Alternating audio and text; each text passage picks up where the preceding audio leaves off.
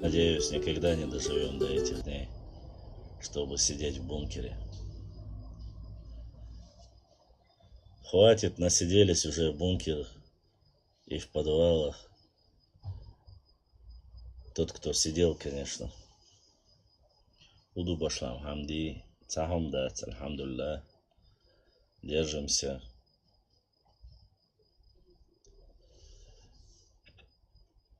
По крайней мере, пытаемся. В этом тоже нас обвиняют они. В чем? Хватит, навоевались. Да, я и говорю. Просто окно откинул, оно снизу, поэтому, чтобы свежий воздух.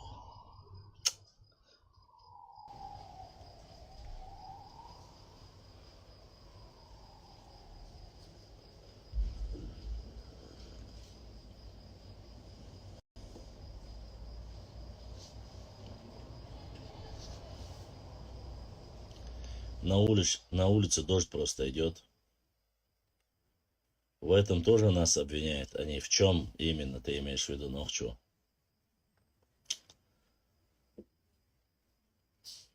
В том, что мы сидели в бункере? У меня, допустим, не было никакого бункера.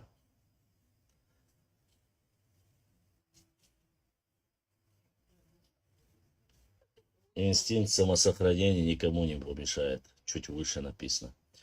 Больше ничего не написано, братан. Больше ничего не написано. Все, что дошло, прочитал. Кто нас в чем-то обвиняет, желаю им пережить, что мы пережили за 400 лет. Я очень сомневаюсь, что они переживут это. Надо положение ровно, если бы они пережили это.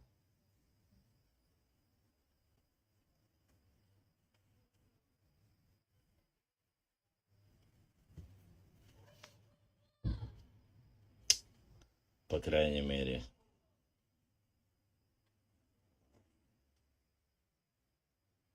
Там бы столько всего было.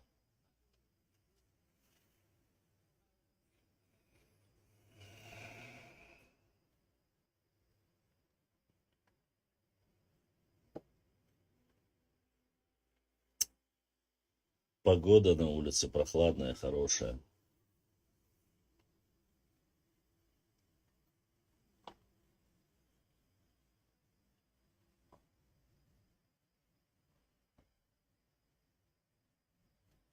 Один норнеец обвиняет чеченцев о якобы краже скелетов из склепов. Да, я видел это, пост я сделаю об этом, конечно же. Это такая чушь, такая ересь и ерунда, конечно же. Чего только мы не воровали. Камни мы воровали. Вот. Петроглифы воровали. Песни воровали.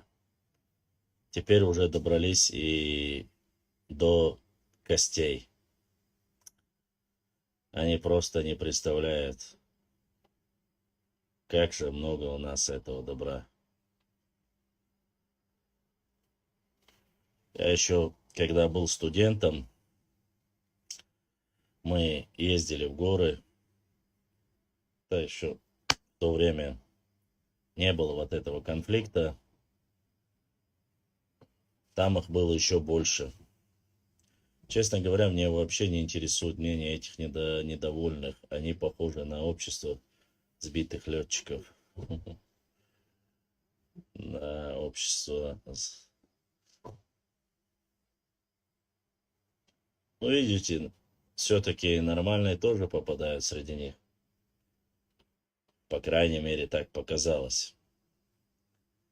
Отправил запрос на прямой эфир, зашел, задал вопрос, пообщался нормально. Нормально, я имею в виду, без мата, без всего этого. Это уже, как говорится, хоть один, но есть. Надеюсь, их не один, а множество. Вот. А это чушь насчет того, что мы воровали кости череп, скелеты. Это, конечно же, э, очень, очень смешно. Зачем? Вот надо настолько быть шибанутым на голову, чтобы говорить, что Нохчи поехали в соседний регион при отсутствии должностной там нормальных их руководства.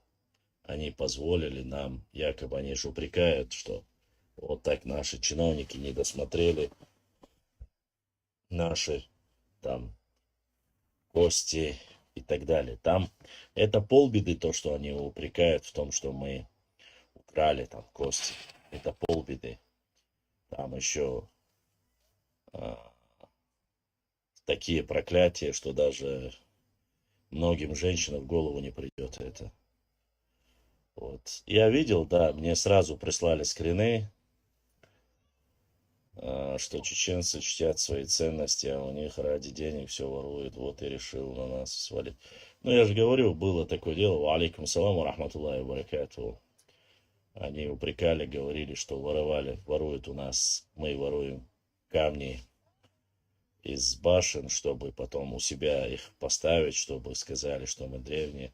Они понятия не имеют, что у нас башни с петроглифами намного больше, чем у них. Ну, в то время они обвиняли Юнию Успанова, если я не ошибаюсь. Юнию Успанова в то время был министр культуры еще. Ошбау Дедаев. Якобы ему отдавали, перепродавали. Но все рано или поздно становится. Вот тебе кажется, что край, вот все, вот это край, что хуже они никто ничего уже не придумает. Хуже вот дичь такую, которая там фантастическую, которую уже вот дальше невозможно. Уже больше нечего придумать. Тебе только покажется, и они обязательно придумают что-то хуже. Вот как можно, вот себе представьте просто, какое у человека должно быть воображение, чтобы со склепа воровать кости и черепа и перевозить их в Чечню и ложить в свои склепы. Я просто... Да, конечно, никто не ворует. Там их же не так много, они все стерегут под пристальным вниманием. Кто туда поедет воровать кости, череп мертвых людей? Это же надо же тогда такого додуматься. Я думаю, Мелхи сейчас вообще в шоке. Мелхи Муах будет свой педеек. Это зачем нужно воровать там, я не знаю, в соседнем регионе кости, череп и привозить и ложить их в склепы Цойпеде, в город мертвых.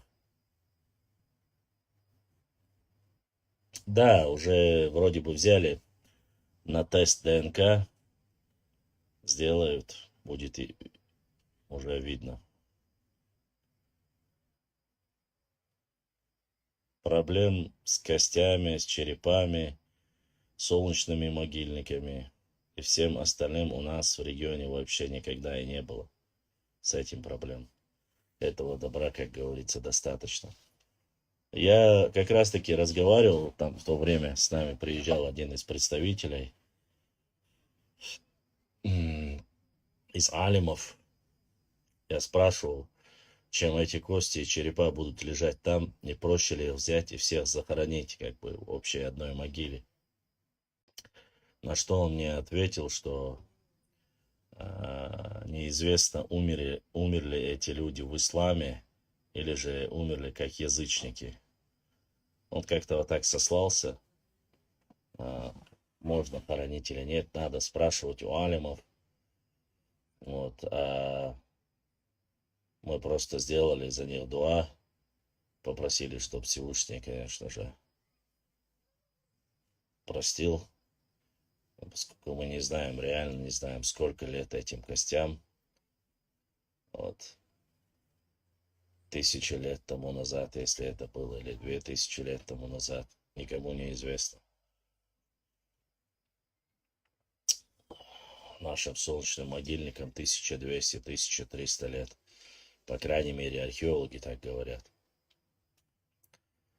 И я не уверен, что 1200-300 лет назад, даже 1000 лет назад, что там прямо исповедовали все ислам, с учетом того, что это фактически на границе с Грузией. Поэтому надо знающих людей спросить, но я сомневаюсь, что если они умерли во времена джахилии, что их можно перезахоронить. Я не знаю, насчет этого нужно спрашивать у алимов. Ибраим, если будут вопросы, сразу перенаправишь с Ютуба. Мало ли, если подключились, если кто-то еще не спит.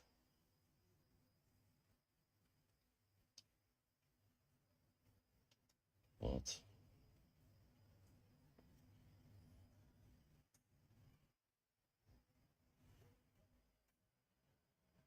Вот такие вот дела.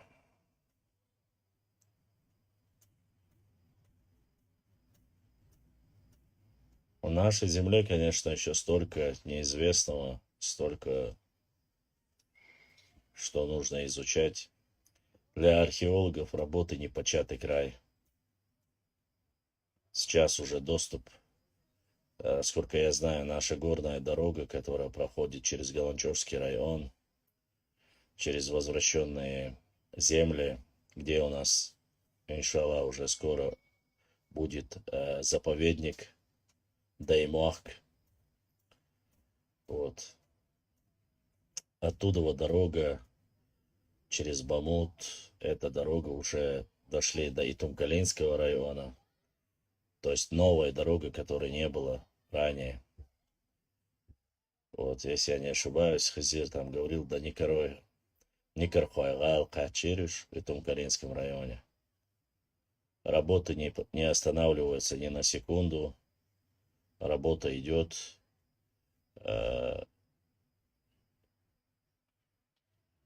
Так что новое, старое, новое еще впереди. Я думаю, что наши историки нас еще...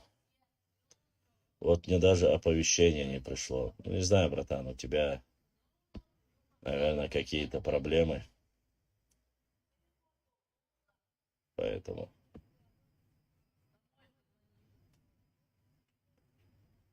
Положение щуп.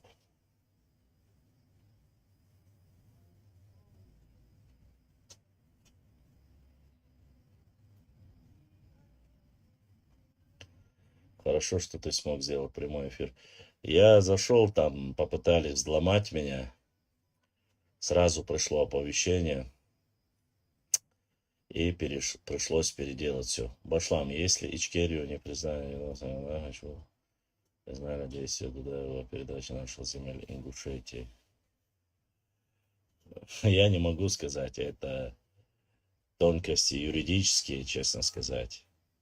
Но об этом и руководство Чеченской Республики задали вопрос и говорили об этом. Признали, не признали.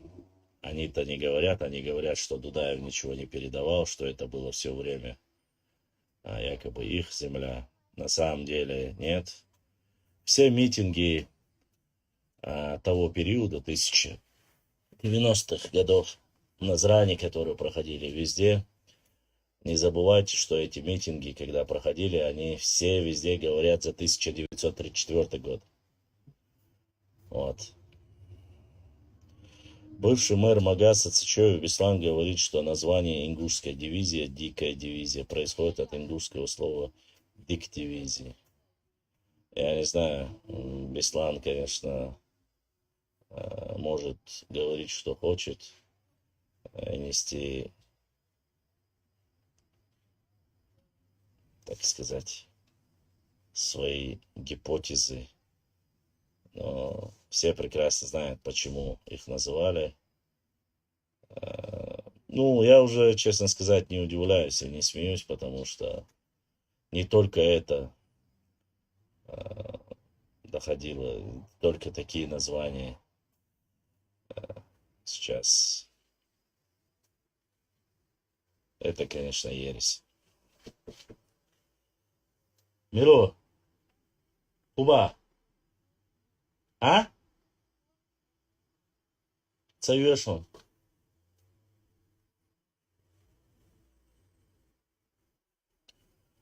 Вот.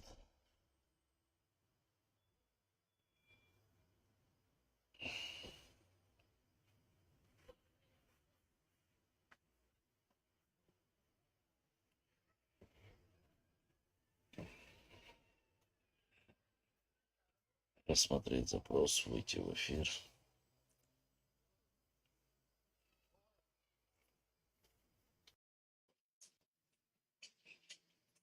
Принять. Заура. Ага. Ассаламу алейкум.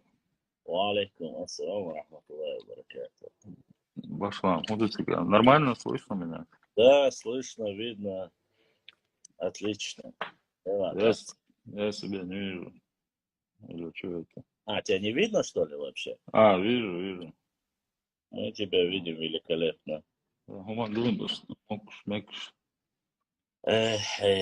Заур. Дикту, алхамдулилlah. Да, ликоли тели.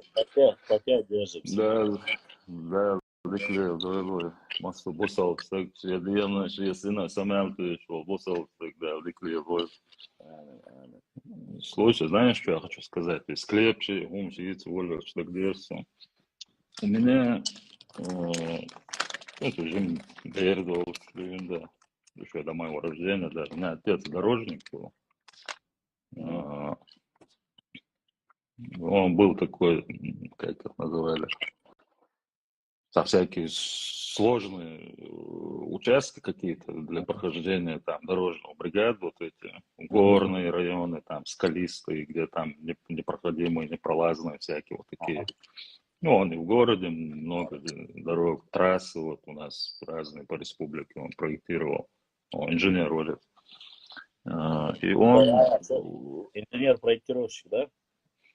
да, он и инженер-проектировщик был, потом он и возглавил это ведомство, потом, ну, в последнее время он мосты строил, Мгм, мгм. тоже там с мостами интересные моменты были, ну, да, исторические. А вот когда он еще дорожником работал, ну, это где-то, знаешь, вот Жиморсу, вообще пацан я был, мне лет 5, 6, 7, ну, где-то лет с 5 он начал меня брать с собой в эти горные районы. Ну, это начало 80-х годов, вот до середины 80-х. То на советский район, Шатойский район, А, советский район да, назывался. после А, возвращения депортации. Да, еще, ну вот, с Дагадош еще, когда мы туда ездили, я помню вот эту вывеску «Советский район». Мгм. Короче, Итум-Калинск, вот эти все районы, всегда Духов, ну, по большей части вот эти все дороги, основные, не Юртюл, не Якш, а Ага, ага. трассы какие-то там, подъездные вот эти дороги, их, отец их проектировал, ну, проектировал, прокладывал, Мгм. ну, осваивающий, он этим не занимался, он занимался только тем, что выбирал рельеф, местность, вот, короче, чтобы обвалов не было там, чтобы, короче, да. Ну, эта работа была такая, знаешь, интересная, там взрывные работы проводили, там горы взрывали какие-то там, это. И вот он меня с собой брал туда. С детства я много раз там, вот, Гала Мартантир, но я в тех краях бывал даже больше, чем, наверное, в детстве в Урус-Мартане. Мы в городе жили.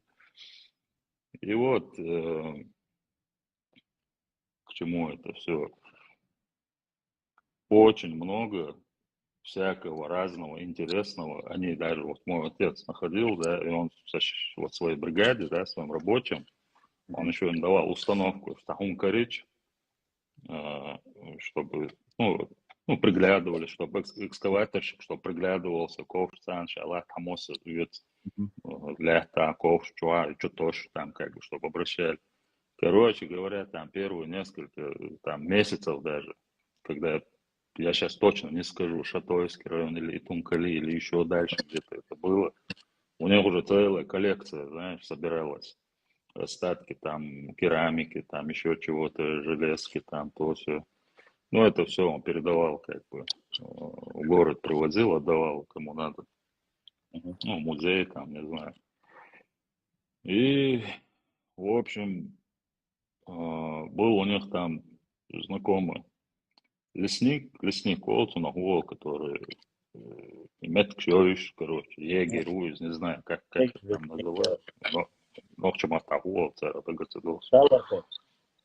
И говорит, ну, Хэна, Джим, отец Вишам, Тугана, они молодые, знаешь, им лет по 35 там в то время. Из Хэна, Мэла Царя Лох,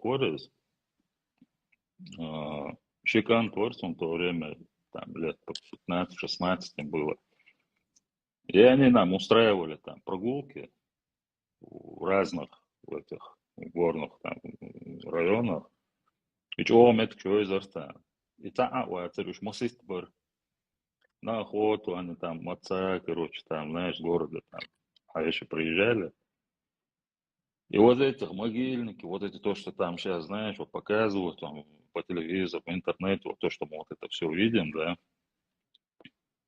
И то, что я слышал, я лично видел их штук 40, наверное, разных. В разных местах. واشتقت ناخن ميتشاو تخي سكر إيريوش уже бот взял, дичь взял, кох взял, такой заброшено давно уже. И метк шмел дух юган вот в тех краях и с костями, я помню, же мы волш вот эти вот там вот стейкшинка, гольча там вот чухажало, я там заглядывал, там, кости, знаешь, интересно было в детстве. И вот этих, отец их, он вообще Джохар, он короче, какие-то там имена были у этих вот этих строений, да, развалины какие-то, вот эти могильники, шесть так тершил, шер гуняли, на гюхер, и вожуй, отдельно, такой лома, там, хавню, кадабах, нах будет, я, так, Не, ну, да, лурбу, на самом деле, посудить, честно тебе скажу, больше, чем уверен, в местах, где проходили активно боевые действия на протяжении да, одной Кавказской войны 20 лет, грубо говоря, до него, до имама Шамиля, это во время имама Шамиля 20 лет проходила война. До него, еще во времен Петра, сколько людей погибло. Уж я не говорю уже как раз и районные, и там мне люди снова и снова рассказывают о том, что нашли доспехи викингов именно и шатойские направления, и тумкалинские направления мои по Аргуну Хуячи, да, то, что нашли. Многие, хотя я искал непосредственно за счет этих людей, которые приехали с Красного Креста, которые они указывают. Я пока ищу, кроме полевого материала, доказательств нету. У нас ничего, никакой надобности нету воровать у кого-то, абсолютно, абсолютно, учить их. Да и честно сказать, я честно тебе говорю, вот это кощунство, да и когда даже мы поехали, это это еще ну, еще в студенческие мои годы были, уже я закончил в 7 году, получается, плюс-минус, блин, лет 10, 12 или 15 лет тому назад. В то время даже никому в голову не приходило там взять череп, принести домой, вот, даже студенческие эти, да, нет, максимализм, даже в то время без отношения было. Он ну, кто поедет, допустим, в Ингушетию, чтобы поехать, своровать оттуда в могильниках кости и привезти их потом положить, я не знаю. Самое интересное, что ПД, чтобы поехать, чтобы у тебя было понятие, 2 поста ФСБ нужно пройти. 2 поста в то время. То есть там очень ограничены, проверяли паспортные, контрольные. То есть ты не так просто можешь до туда даже добраться. Вот сегодня, благодаря руководству, конечно, они отодвинули вот эту кордонную линию. Даже сегодня ни один из человек, из наших представителей не поедет туда, чтобы поехать там своровать кости. Я говорю, началось с камней. Я когда мне прислали вот этот пост, где якобы начали, они говорят, не, ну скажи, хоть один человек, здравый человек же должен сказать, подождите. Я вот честно тебе скажу, когда у меня были с ними дебаты, когда мы начинали говорить, даже они спорили, что у нас нету башен даже. Я или наши башни там старые, были такие люди. Я говорил, ты был в Чечне? Да. Ты был в горной части? Нет, не был. Но приезжай, давай я тебе повезу. Ты сравни просто-напросто, сравни, какие башни у нас, начиная с Итум-Калинского района. Ладно, Итум-Калинский вы можете сказать, там были у них одни д'Артаньяны, которые утверждали, что Итомна, типа Яков был ингушским старейшином.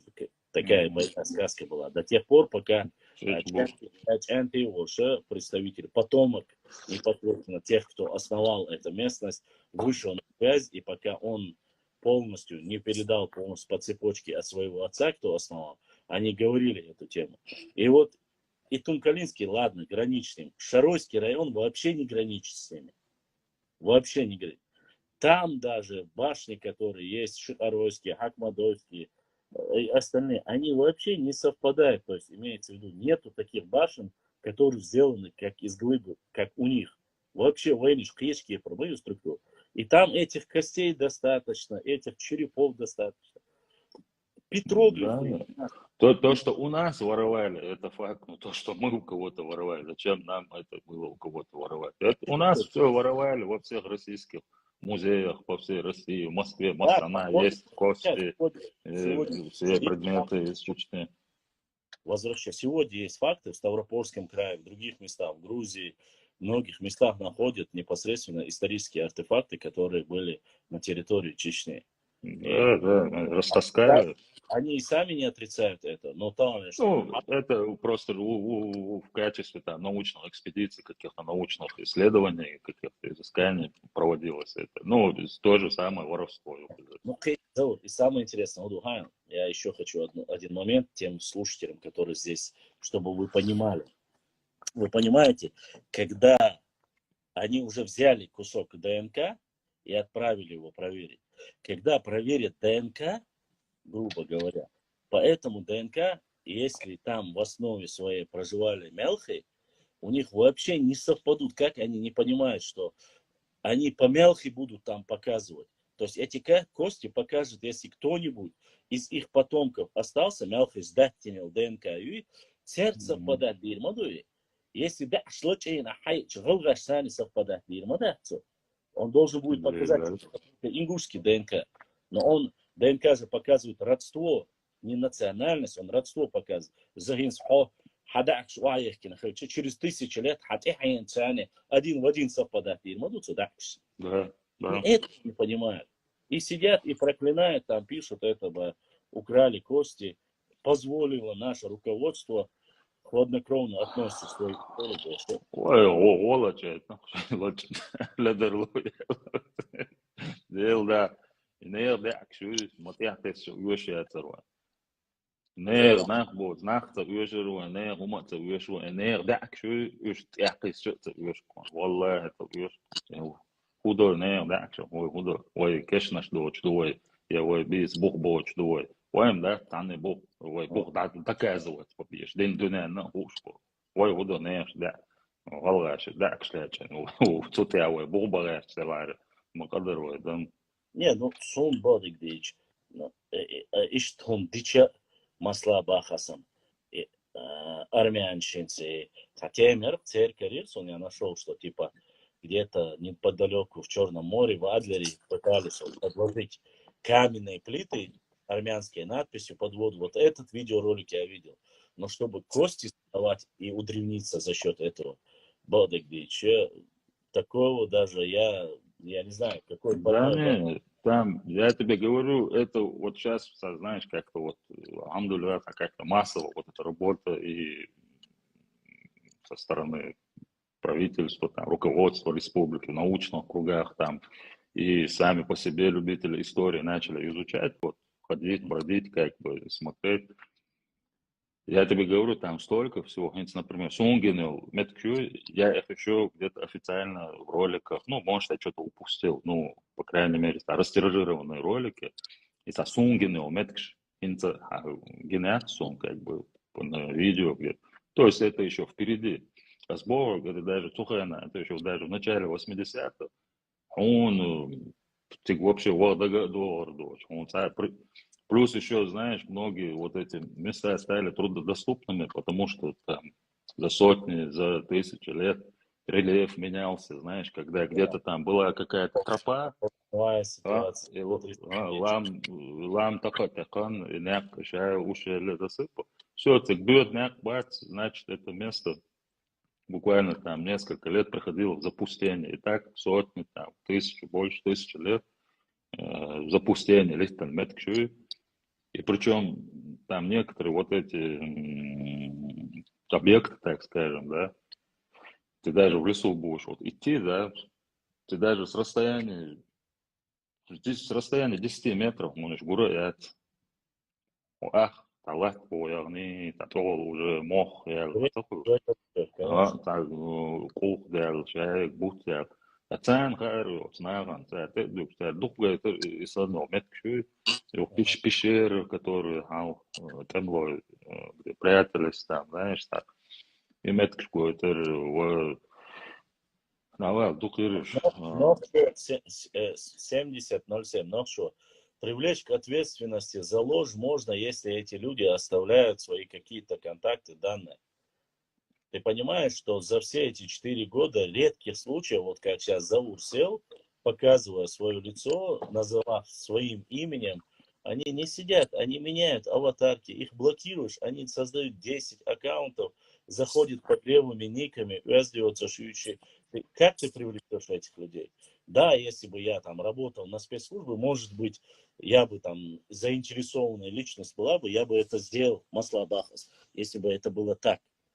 А так, я, честно сказать, никому не желаю плохого, но привлечь за ложь, но придешь, он скажет, ну я слышал, а ты докажи. А они же многие говорят, любой разной ситуации, даже у нас есть такие фантазеры, начинают Да, с тобой конечно. спорить.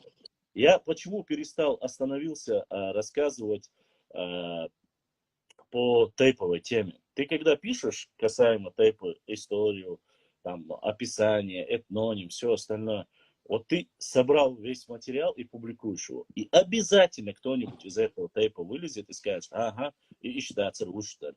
И уштар. Мгм. Ну, если у тебя Конечно. есть предположение, ну, если у тебя есть версия, дополни, скажи, это было так, это было так. Тебе зачем мне, допустим, я же никого, как раз таки наш блог занимается тем, чтобы мы были единым. Сундера я потихоньку начал съезжать с этой тейповой темы. Я пригласил Азамата в эфир, он пришел, Азамат, и он сел, он вначале-то в этой теме не был вообще, сел, сидит, и ему задают вопросы, такие тейпы, так, брат Юсуп задонатил, Юсуп дал саду, дал духуахуа, задают такие вопросы, чисто, единственное, что он аят зовут, из самых известных тейпов, наверное, еще пока пару человек остались, которые не спросили, ногчи тейп наш, тейп нахляц лица, и чисто ногчи дуй, даси, вот такие. Он даже не понимал, как ответить этим людям. Конечно, это чисто ногчи тейпы. Просто проблема в том, Конечно. эти люди, многие у нас, видишь ли, снова и снова задают про викингов, задают про эти артефакты, задают. Он просто, Зур, ты не представляешь, вот за эти 4 года столько артефактов, которые мне прислали в директ, оружие, золотые изделия, все. Вообще, валикум ассалам, столько вещей присылали, которые нашли, начиная от бамута и заканчивая аухом. Но никто не сдает их. Давай, что видишь, что крик. Почему? Потому что, вот видишь, в свое время все, что нашел, твой отец отдал. Маслапа. Да и мой отец. Вот что. Да, да, Алваля. Видишь, Интересно. сколько артефактов, ты говоришь, я видел в своем соке. Я более чем уверен, что на 99, даже может на все 100% из этого ничего не осталось.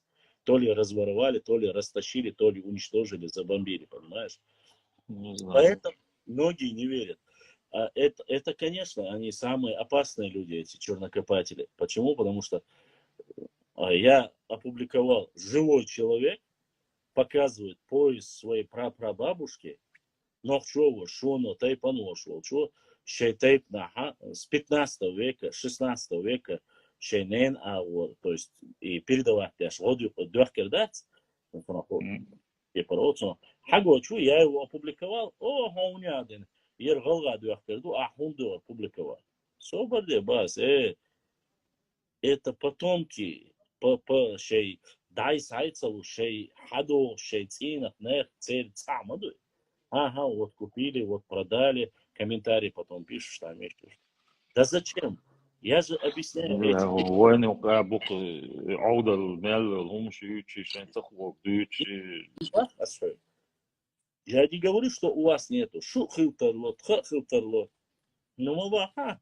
Трюгер, ючи, трюгер, ляч вообще. Потому что вот они сами говорят, и по земле, у них очень скудная земля, маленькая земля.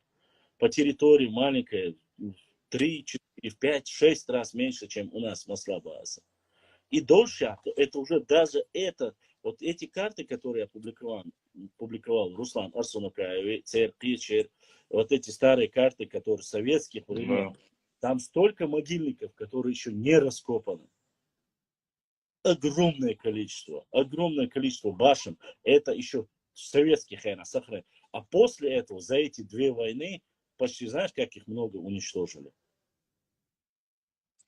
Ты думаешь?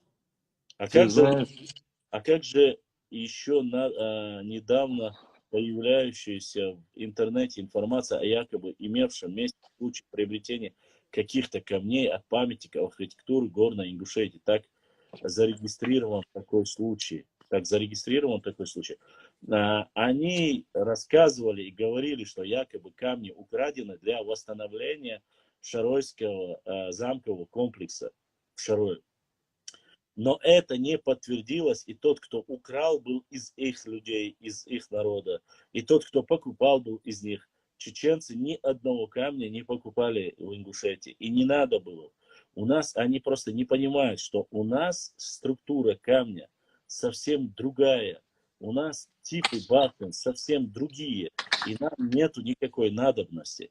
Поэтому это не подтвердилось. Подтвердилось то, что кто украл, кто у них заказал, и никакого к чеченцам это отношение не имело.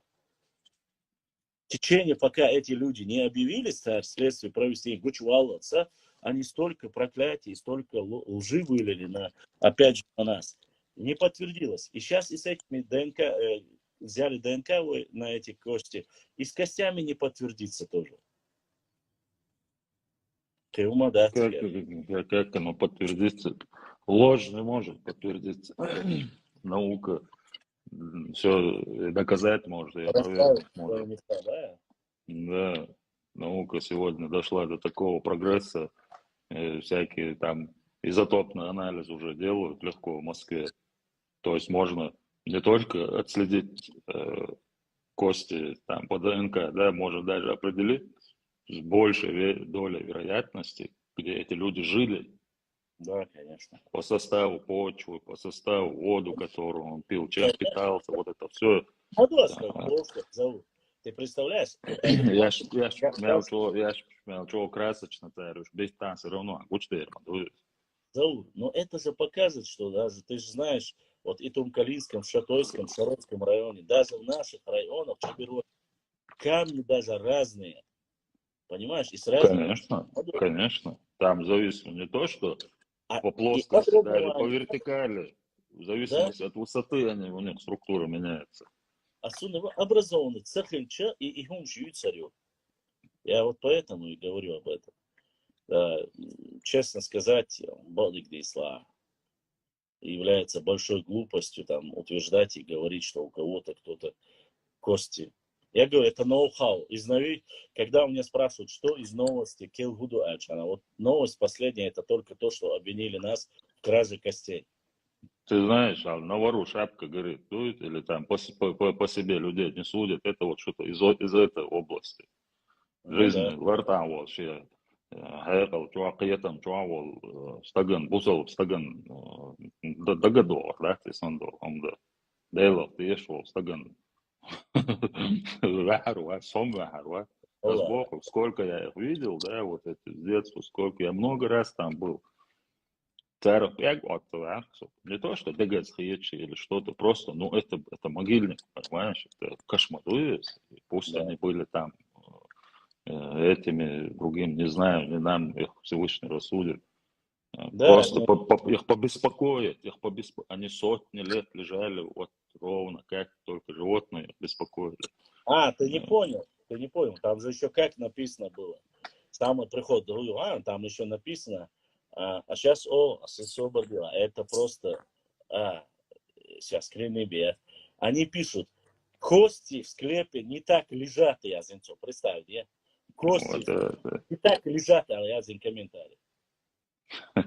Просто понимаешь, что вот эти просто элементарно. Во-первых, там не такие ровные эти стеллажи. Во-вторых, Конечно. в горах происходит, очень часто происходит землетрясение. Маленькое, большое.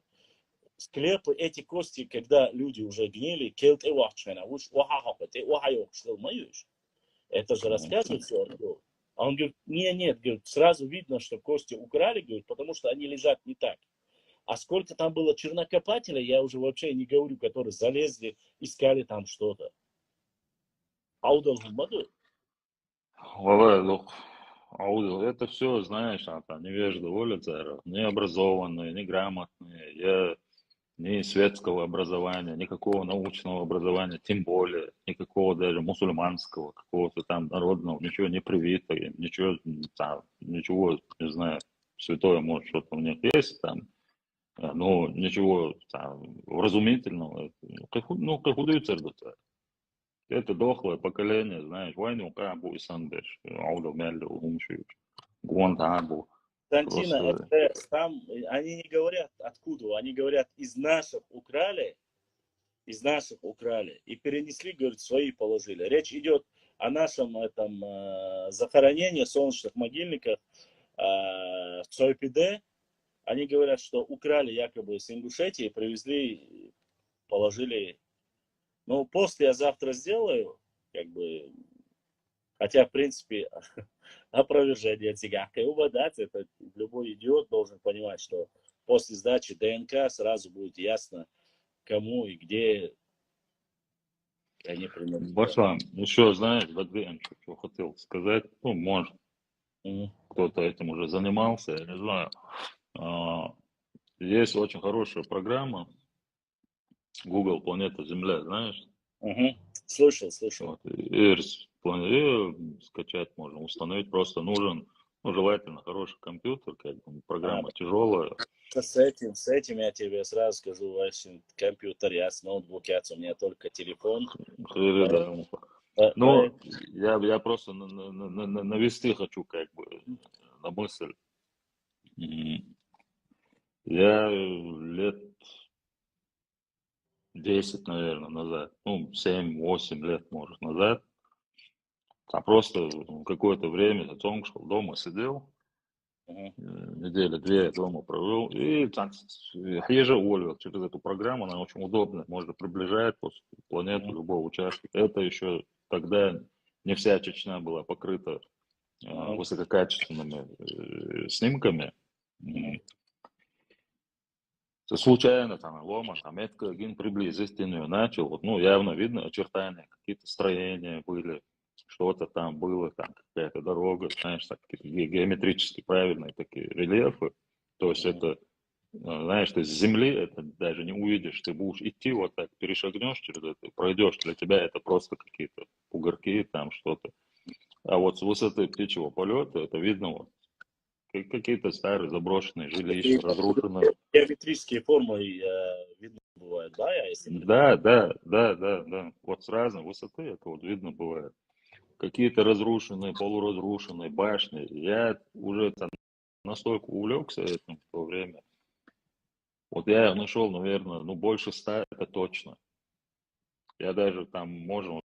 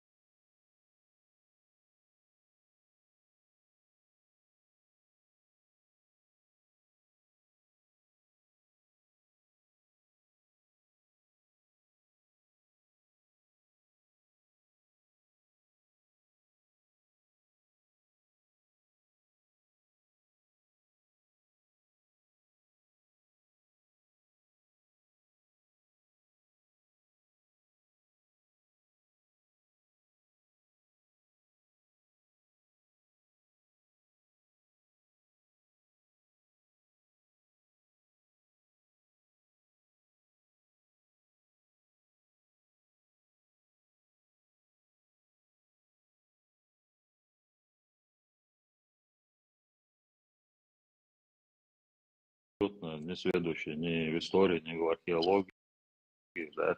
Я просто вот что, пошагово, знаешь, там с высоты где-то там 50-70 метров от земли вот так просто аж листать тяжь. Вверх, вниз, вверх, вниз, вверх, вниз, вот так просто ходил по всей горной вот этой части, да, ну, штук 100 я точно нашел. Ну, я не знаю, они уже известны или неизвестны, но я думаю, многие из них как бы неизвестны, потому что такие высоты, знаешь, такие непроходимые. А ты Bro, бьешь няк, да. Alshir, sorry, it's Alshir. Вот сейчас я в последнее время минимум до 30 башен. В одном селении, чтобы ты Да, понимал. Этих сел там очень много. В одном селении до 30 башен. Минимум 30 башен. И мне вот что самое интересное, вот люди,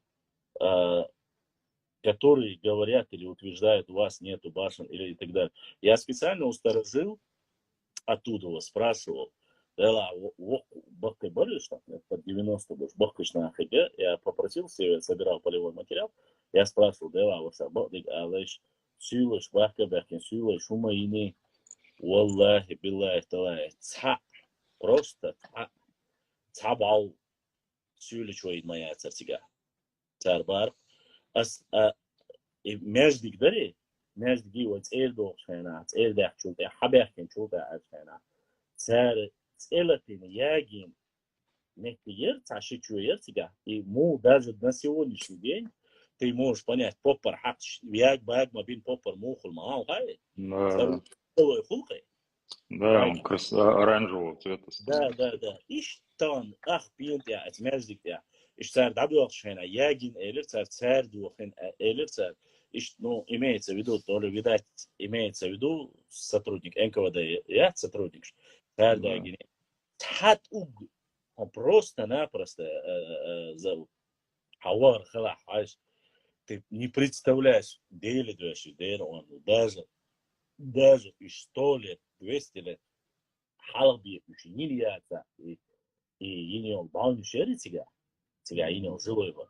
Настолько они геометрически лазерью на обрыве, чтобы построить такое без современных технологий. Инзрите отвернул. Мелочь ойню хайнушсау. Я Это тебе говорю, я вот с отцом с детства я тебе говорю по этим царнех, шляш. А я лазил везде, и у них были там какие-то маршруты, которые они огибали, там, знаешь, где-то там башни, где-то кэш наш старинный заброшенный, где-то еще что-то, лома, тухмаю, и по этим башням нас водили, там, все показывали. Отец, он был дорожник, ну, вот так как он был именно специалист по вот этим горным районам, по скалистым, по вот этим всем. То есть априори он, ну, в геологии, так скажем, разбирался в этих слоях, там какие-то вот эти, где, ну да, они экспертизы делали, где можно дорогу сделать, где нельзя дорогу сделать, короче, почву проверяли. Они, например, для них, знаешь, если там сегодня историки там что-то спорят, допустим, да, ну, отец, например, он легко мог сказать, да, что, например, этой башне там, ну, там минимум там 300 или 400 или 500 или 600 лет. Ну, вот он с легкостью определял, потому что ты он видел этот камень, он видел как бы все, как она стоит, где она стоит, там, знаешь, любой закон физики он мог там, применить, ну, любой там, научный. Ну, в советское время должны отдать были очень образованные. Да, он мог применить какое-то, ну, такое, любое доказательство того, что тогда таких технологий еще не было. Если она вот так стоит там на склоне, значит, эта технология была, это там 17 век, это там, или 16 век, там. И толк, что откуда брали эти камни, то есть, вот он говорил, что эти камни тогда люди не могли бы добывать, тахан, да, они сейчас, он говорит, они в глубине, потому что почва наросла, леса наросли, там еще что-то. То есть, значит, когда эти камни добывали, они еще были там в доступности. Оголенные. Да, оголенные. Это когда вот эти два плато, у нас же горы как бы тектонического происхождения, когда два плато столкнулись, вот так Да, да. выдавило. Один на другой возвышается, да. Да. И они тысячелетиями, столетиями осыпались, и вот эти самые прочные вот эти породы, УАИКС, там чуть ли не до равнин вот это все доходило. То есть для него, знаешь, эти вопросы были там вообще ну, на уровне там букваря, там, знаешь, на уровне азбуки. Он мог просто подойти, посмотреть цвет там туда-сюда. И примерно мог сказать, что эта башня там, ну, 500 лет точно, там, да, или 600 лет, или там 400, или 300, или это новодел. Мгм. Буквально там Валик, с следами там от инструментов там или еще что-то там, знаешь. А, Так что это, кто бы что ни говорил, да, это очень легко все доказуемо. Тут просто надо, раньше была база, вот при СССР у нас была база, у нас, если ты, ну, ты помладше меня, как я понял, ты, наверное, не помнишь, Краеведческий музей, кто-нибудь, если помнит, из подписчиков, да, не да, да, дадут соврать. Возле 16-этажки да. был вот, краеведческий музей. И там были вот эти макеты башен, как люди в старину жили, что стендер, Цыгалев, вот такой отдельно целый зал был, именно Миниатюр, посвященный. А? миниатюре, миниатюре. Да, вот, короче, там в масштабе каком-то сделано, ну, очень четко, красиво, свет лечит, лечит, что хазинежишь. И там все было, на стенах развешена была вся эта информация. Был реестр, и в этом реестре было 450 башен и башенных построек, разрушенных или частично, то есть целых, полуразрушенных и разрушенных. 450. Это в моем детстве. Это больше 30 лет назад. Понимаешь? Вот прямо Вот ты висели. можешь элементарно смотреть, с учетом того, что их было. Да. Сегодня математически можно засчитать, сколько их есть в интернете, остальное получается, что они были в Чечне. Я почему это Я говорю? тебе говорю, именно в Чеченской республике. Потому что на момент создания вот этих исследований геологических, ну, пусть меня простят некоторые люди, да, там ну, Чечено-Ингушетии не было. Уже не было в то время. Нет, еще не было. Все, понял, о чем ты. Все. Понимаешь, эти же исследования все начались с 1800-х каких-то там, не знаю, Ну да, каких-то я годов. понял, о чем ты, да. Еще, да, только такого как бы юридического образования не было. И там в основном было все, там, знаешь, горная Чечня, равнинная Чечня, Уняты, Минят. То есть самое большое массовое скопление вот этих башенных структур, и Тумкалинск, Уняты, Минят, короче, я не помню даже это название. И там и полностью Ваязин, это 450, то есть, и то, там, знаешь, что yok стенд, там, огромный стенд, вот кто, если там люди, кто помнит этот музей, там, Гене, как бы подтвердят. И там, то есть еще в этот реестр, чтобы башня попала, это недостаточно было того, что где-то она есть, понимаешь, чтобы этот реестр. Полностью документация, все было. Да, ее надо было исследовать, обследовать, записать параметры, там, регион, какой район, там, Так, как сегодня, да, посмотрел ей 1000 лет. Да, одну и ту же башню можно, знаешь, с 4 сторон сфотографировать и как 4 башни записать. Нет, раньше не так было. Раньше, пока полное там описание не дадут, целые, там, уцелевшие, полуразрушенные, разрушенные, там, категории были. То есть их было еще больше.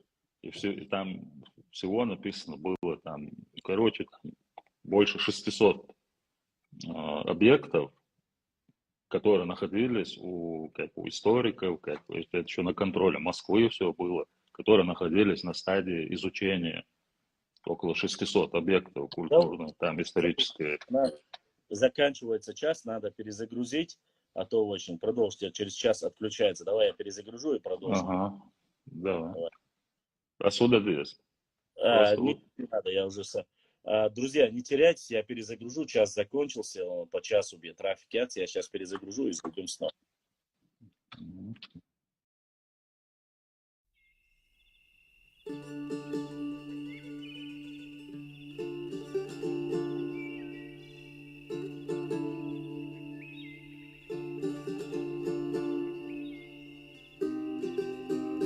Дорогие друзья, не забудьте ставить лайки и подписаться на канал, кто еще не подписался. Баркал, всем спасибо.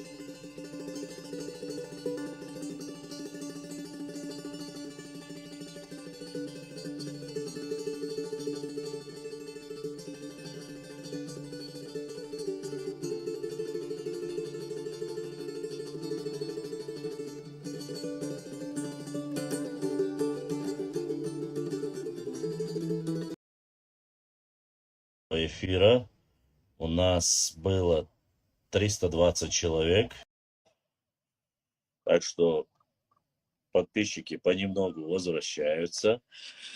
То есть это те, кто пришел к нам в первой части нашего эфира, было 320 человек.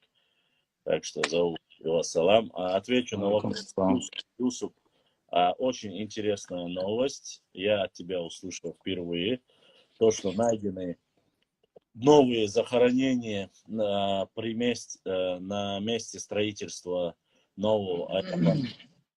Об этом не слышал, но это очень интересно. Если ты говоришь от 2 до 4 тысяч лет, это должны быть как минимум захоронения, или сарматские захоронения, как минимум они должны быть, вот, или аланские периода, раннего периода, хотя 2000 лет нет, конечно.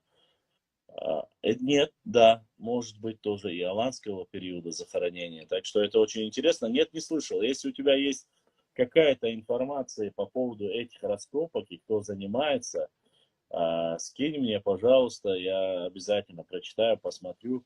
Аэропорт, где строится, мы знаем. Если это не закрытое место, открытый объект, я попрошу у строителей допустить и постараюсь поехать, показать вам, если, конечно же, можно просто заснять, показать, я имею в виду. И...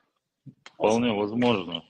Аэропорт у нас же, он же к хребту ближе, а хребет это их не самая излюбленная территория была вот эта. Для скифский захоронение шмялдуху туда вот. Улары бухта гергерна. Церкви арта, то лет 6-7 назад, не помню. Такого долна, что же 10 здесь там, короче, там, таин, что ваш там, долна шехар, вот долну, уита, боры, барс, уита, бос, керта. Вот долну, я геши, так, что ты половину вот так съехала, да, что ты даже вымылась.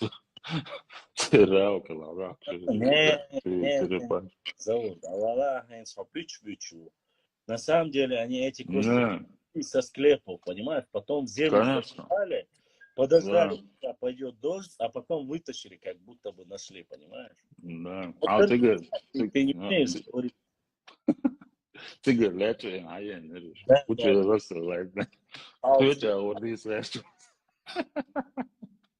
Ну, все, забылись. Видишь, еще одного чернокопателя мы нашли. Заур. Чего видишь, конечно. Я знаю еще точно, мечаю, хорошо. Вот после Гулари, Хэмбризи, а вы очень справа. Юта. Прям поля, шок цыган. Ученые, советские ученые говорят правду, начиная ногчи алгани улицу, Аскама Таирма, Овой, ногчи алгани улицу, Алханкала. Цигар, да, и Пасунжи, Верх Вела, была столица Алании, Магас, Маат, Отсунов. Так что там М, интересно еще. Мингас. Это знаешь, у кого есть описание вот этого всего дела? Ну, небольшое описание. Я у А, Виноградова читал это. Нет, еще у кого есть, ну, я имею в виду, что если кто-то считает, что ученые, ну, могли склоняться на ту или иную сторону, кому-то в ущерб или кому-то там плюс, да, то вот эти летописи монгольских этих наших завоевателей, Мгм. у них же ну, у Чингисхана, у них у всех, ну, вообще испокон веков Я летописи помню, это шмагали, те, кто они, были писари, которые фиксировали. Я да, помню. все записывали. Это были люди вообще не пристрастные, это были люди не заинтересованные ни в чем. Они просто все, что видели, все, что случалось, убили, родился, завоевали, отвоевали, вот это все записывали. В том числе и география тоже попадала в их описание. У них есть описание Мингас, они называли этот город.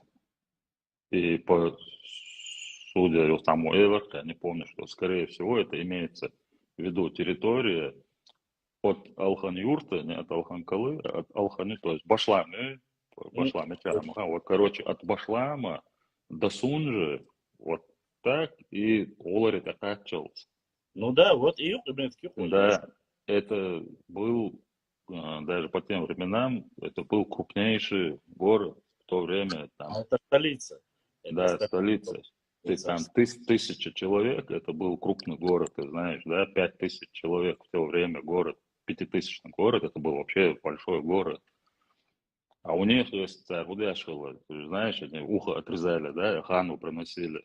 Леркшташхила, царь, как доказательство. Вот они город завоевали, шайн, дахало инче, баянче, По уши ушам отрезали. количество людей. А? По ушам читали количество людей убитых. Да, да. А, У них там написано, 20, мы собрали в Мингасе 20 тысяч пар ушей и принесли хану.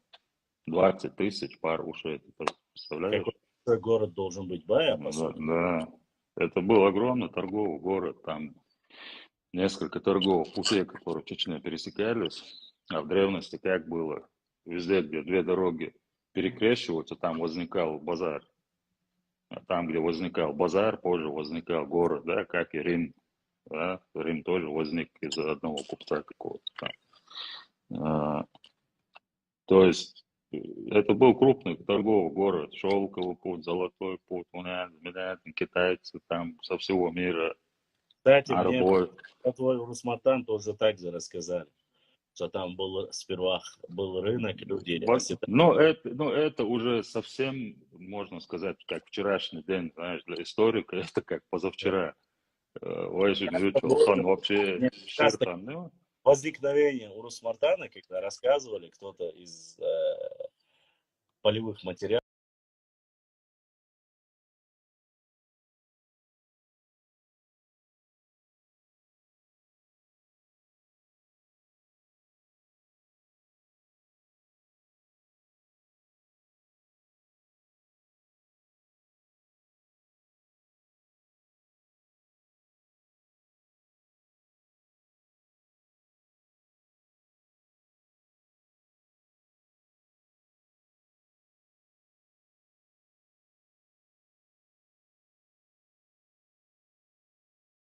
был сперва был рынок, люди оседали. но это уже совсем, можно сказать, как вчерашний день, знаешь, для историка это как позавчера.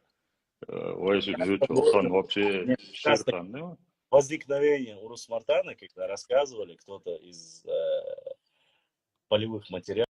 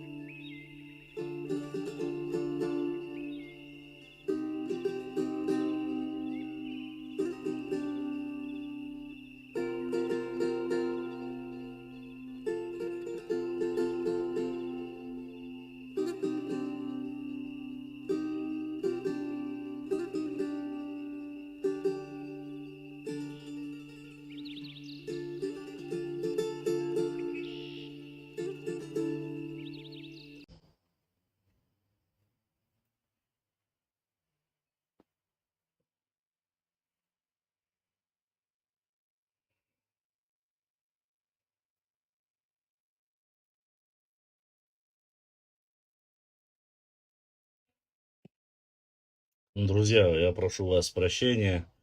Дело в том, что по ходу, из-за того, что я провожу прямые эфиры и работа идет через VPN, они отправляют запросы в Инстаграм, что якобы кто-то пытается, то есть прямо во время эфира кто-то пытается взломать наш аккаунт. И поэтому меня выкидывает. Заур, брат, надеюсь, ты не обиделся, это не по моей вине. Прямо во время эфира нашего кто-то пытается взломать и зайти в наш эфир. Вот такие вот доброжелатели на нашем канале. Дело в том, что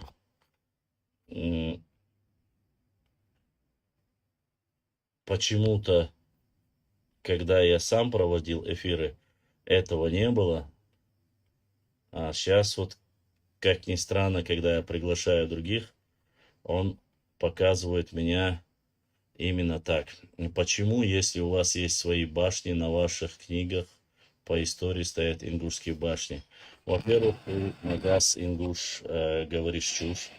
Не на наших книгах ты ошибся. Если где-то ошибочно на каком-то журнале ты увидел башню или на какой-то книге, которые, к сожалению, такие же образованные люди, как ты, закидывают фотографии старого советского периода, когда еще была Чечено-Ингушетия, только потому что они записаны в то время как чеченские башенные архитектура. Ты приезжай в Чечню, мы обязательно поедем, я тебе покажу. Тебе и во сне не снились такие башни, сколько есть они у нас и какая разница. Базар может быть у вас и там такой, как Руслан Бузуртанов. Вы любите базар разводить. Мы ведем нормальную дискуссию. Если ты можешь хоть чем-то доказать, обосновать, то, пожалуйста, можешь приехать. Мы за свои слова отвечаем, что ты там говоришь. Короче, пустой базар без обоснований, как обычно, вы явно не договариваете абсолютно элементарных вещей, что сводит на нет все ваши сказки. Сказки, еще раз, сказки у вас, нарнийские сказки, понимаешь, они есть. Я тебе могу показать целую книгу.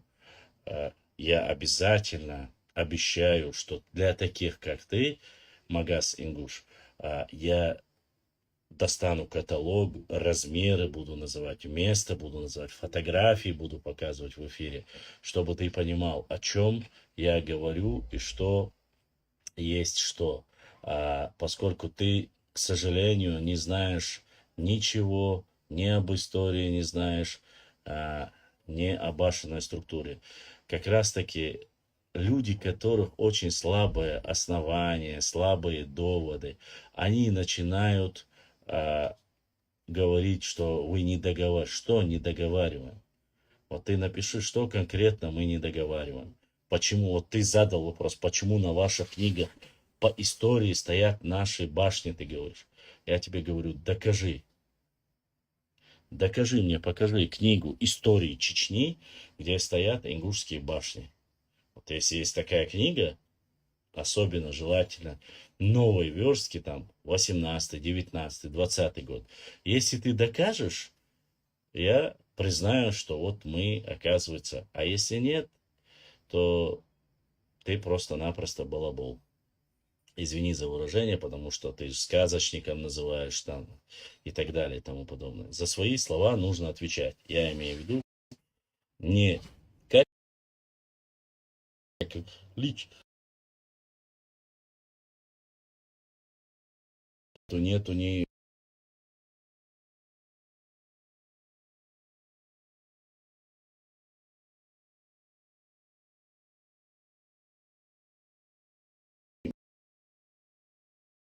презрения, ни одной ингушской.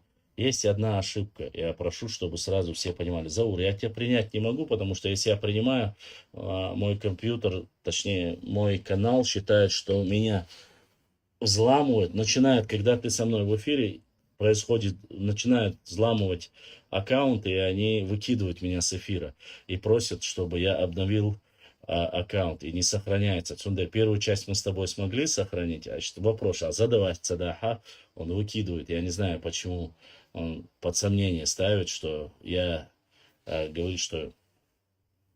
Короче, сообщение приходит и говорят, ваш аккаунт пытаются взломать. Уже 3 раза сообщение приходило с кодом. И мне приходится подтверждать. Цундер, ищет положение, он Заур. Если что, я Зендик, то и... Вот здесь вот появился один человек, Заур, он пишет, мы с тобой не договариваем, почему на чеченских книгах ингушские башни. Насколько я знаю, с книги чеченской истории у меня есть.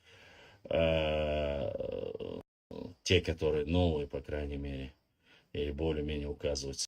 Я на них не видел.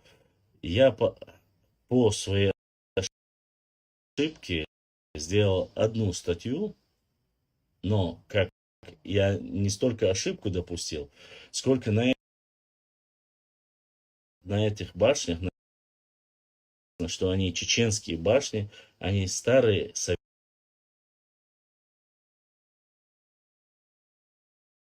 ингушские башни, они записаны. Потому что еще не было отдельной Ингушетии.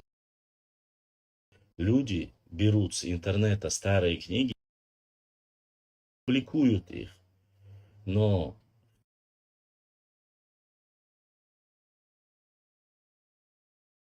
то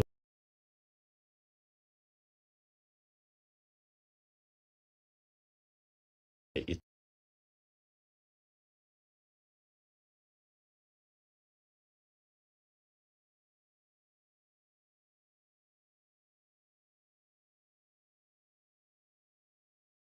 к министру обратно.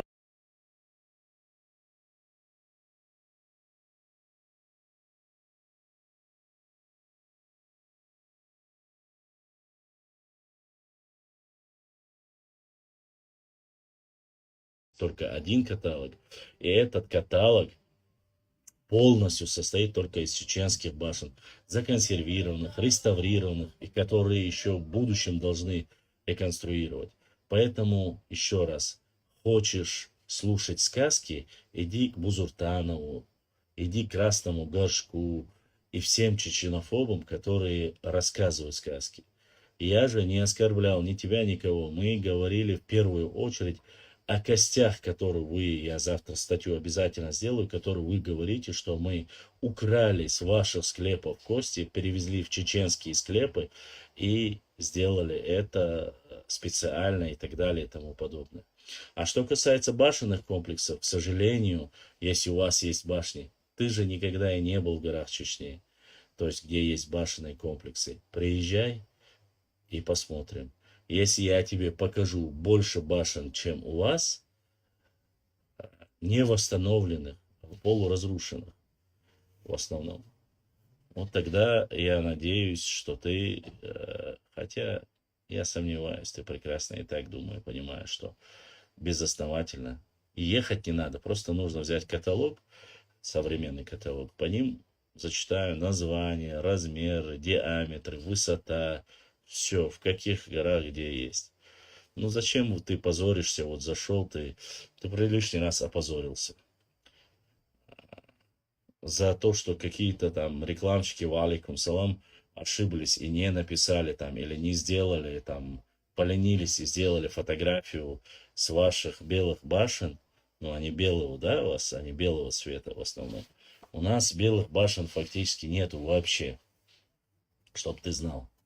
А, вот кроме восстановленных каких-то реконструкций, которые проведены. Остальные все у нас цвет разный. Камень, структура камня абсолютно другая. Просто, чтобы ты... У вас из булыжника, а у нас из ровных, практически как из плит. Ну, ты не поймешь этого, если тебе не показать. Есть официально подтвержденная история, наука, архивы и прочее. Пусть представят свои. В чем проблема? Да проблема в том, что они не смогут ничего представить. Проще же зайти и просто сказать, рассказывать.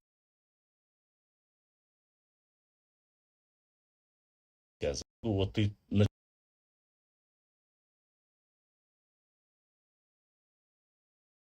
начинаешь сказки, а ты докажи.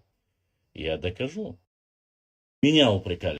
Хотя моя ошибка была в том, что я закинул название Нохчу, а сзади на фоне стояла башня. Я не говорил, что башня чеченская или что-либо. Так получилось просто по фотографии. Это еще в самом начале. Так мне столько написали. Тхайни шунтпасин, так я не говорил. Шей доказать дахундалари, тохар гайтен хирдарбая Ибрагимов Спах. Таксист сказал, это истина. Нет, там не таксист, таксиста еще более или менее.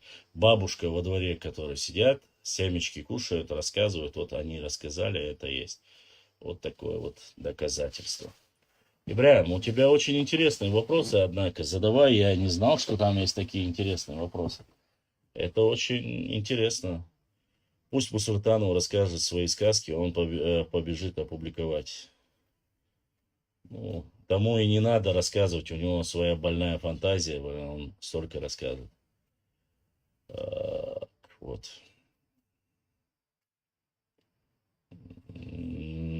Три человека задонатили сегодня. Огромная баркала. Вот.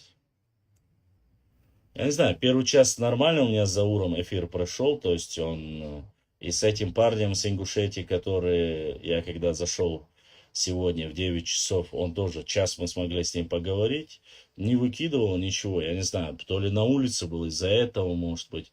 А вот сейчас уже 3 раза выкинуло, говорит, что вас пытаются взломать. Знаешь, какой-то недоношенный утырок норниц пытается нагадить и не дает провести эфир. Хотя, кому мы мешаем, по сути. Может, сама VPN-программа делает это из-за того, что там блуждающий адрес, имеется в виду, я сам нахожусь где, а он показывает другое место. Может, из-за этого Инстаграм специально боится, переживает, что меня реально взламывают. Хотя черт его знает. Обычно санкцию вроде бы сама компания нормально. Но если вдруг будет опять такая же байда, мы-то можем спокойно перейти в YouTube. Все, кто не подписался на YouTube канал Башлам.39 Лайв, подписывайтесь, нажимайте на колокольчики, и вы обязательно будете знать, когда у нас проходят прямые эфиры. Они у нас проходят порой очень часто, а так стандартно пятница, суббота, воскресенье. Из последних новостей, которые я еще не опубликовал, это якобы мы украли кости и перенесли. Другая новость, это о том, что найдены новые захоронения на месте строительства аэропорта нового. Я через мегафон без VPN могу заходить в Инстаграм. Центроевский красавчик упал. Значит, тебе повезло, подфартило. Вот. А эти самые многочисленные башни, что в Чечне, они расположены по всей территории Чечни или сконцентрированы большей частью на какой-то одной территории? Нет, они распространены, начиная, где они есть, Галанджурский, Итумкалинский, Татойский, Шаройский и Чеберлоевский район. В 5 горных районах Чечни они есть. Нету ни одного горного района Чечни, где нету башен. Ни в одном месте сконцентрированы. Так что, если начнут рассказывать вам сказки о том, что якобы они находятся на границе с Ингушетией или их строили Ингушетия, еще раз говорю, ни одна из шароевских башен не построена ни Сюлей, ни Гала. Они построены именно нахчийцами, представителями нохчи народа. Вот. Никаких аварского стиля нету, никакого ингушского стиля нету. Это чисто нохчи башни. И все. И вы, если, блин, ну, я не знаю. Я публиковал статью, показывал вам, чем похоже, чем не похоже. Просто вы не поленитесь, там, тысяча где-то, может, 2 года тому назад, то, что я публиковал, зайдите, посмотрите, просто сравните. Меня после этого поста проклинали очень сильно, говорили, что я вот нехороший человек, редиска. Я показал чеченские башни, я показал ингушские башни для сравнения, чтобы люди понимали, о чем. Вот. Ничего, никакого там нету ничего такого, чтобы там кого-то оскорбить. Точно так же я сказал аварские башни. Мне указывали, что аварская архитектура есть в Сюле, то есть архитектура есть. Ничего подобного аварской башенной культуры я не нашел. А то, что есть, это вот что-то похожее у нас они попытались сделать, но оно выглядело очень-очень не похоже и вообще рядом не стоял. Вот. Не нашел я аварскую архитектурную структуру, честно сказать, аварскую архитектурные сооружения. Там были какие-то сооружения ДК, но советского периода. Что касается жилых, там есть некоторые места, я видел фотографии каких-то горных селений, горной части. Там были башни, но они чуть-чуть напоминают и не больше. Репостни как-нибудь в сторис тот пост. Хорошо. Не, я его сделаю снова. Я его сделаю снова. У меня есть эти фотографии, если я не ошибаюсь. Посмотрите. Конечно, есть. То, что мне люди сейчас присылают, я это уже еще года 3-4 тому назад сделал. Вот с 18 года я начал работать именно по истории, по направлению истории. Многие вопросы, столько разоблачений, столько этого всего. Песни, то, что говорили, своровали. Их опроверг, башни опроверг, петроглифы опроверг. Я уже, честно сказать, уже там распьючпешь не только там, не думать, что я там только... Нет, всех, кто там говорил про нас что-то, про нашу историю, вот их опровергал в основном. А этих сказок было немало. И своих тоже опровергал. То есть у нас еще тоже есть такие же норнийцы. Если вы думаете, что норнийцы это только те, которые живут по границам, нет, у нас тоже есть эти дастич фантастич, которые любят, искать йети и яйца динозавров, там, я не знаю, все остальное, какую-то байду придумывать, сказки, и позорят нормальную историю. Я не знаю, все, что им неизвестно, и они не могут объяснить, они любой камень круглый, как бы геометрически, если он круглый, они называют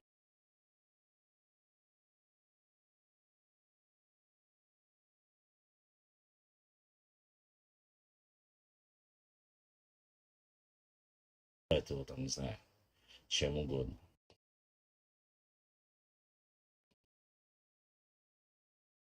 Я не знаю, у кого угодно. Но называть написал. Или Берже написал, я читал тоже, что у нас очень много мифов и сказок, которые мы рассказываем, которые не являются реальностью. Это еще в 19 веке. Ну, за 200 лет-то можно, я не знаю, за 100 с лишним лет можно поменять, посмотреть, узнать, отучиться, понять, что не нужно рассказывать какие-то фантастические вещи, я не знаю. Но если ты говоришь, что динозавр, ну давай найди окаменелости, найди и все остальное. Брат, а сколько веков живут на Нохчи, земле Нохчи? На Нохчи, земле Нохчи. Без малого ДНК, генетики. Мы автохтонный народ, странник.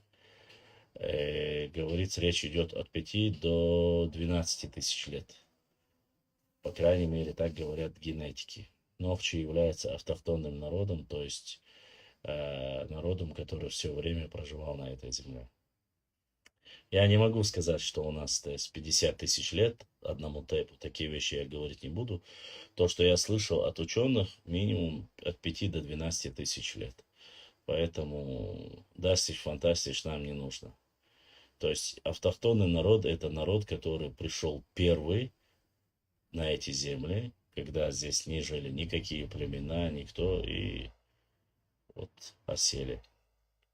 Вопрос по Ноев народ, переселения. Отсюда переселились в местность Ван, у озера Ван, нынешнее, если я не ошибаюсь, это Нагорный Карабах. Или оттуда расселились потихоньку.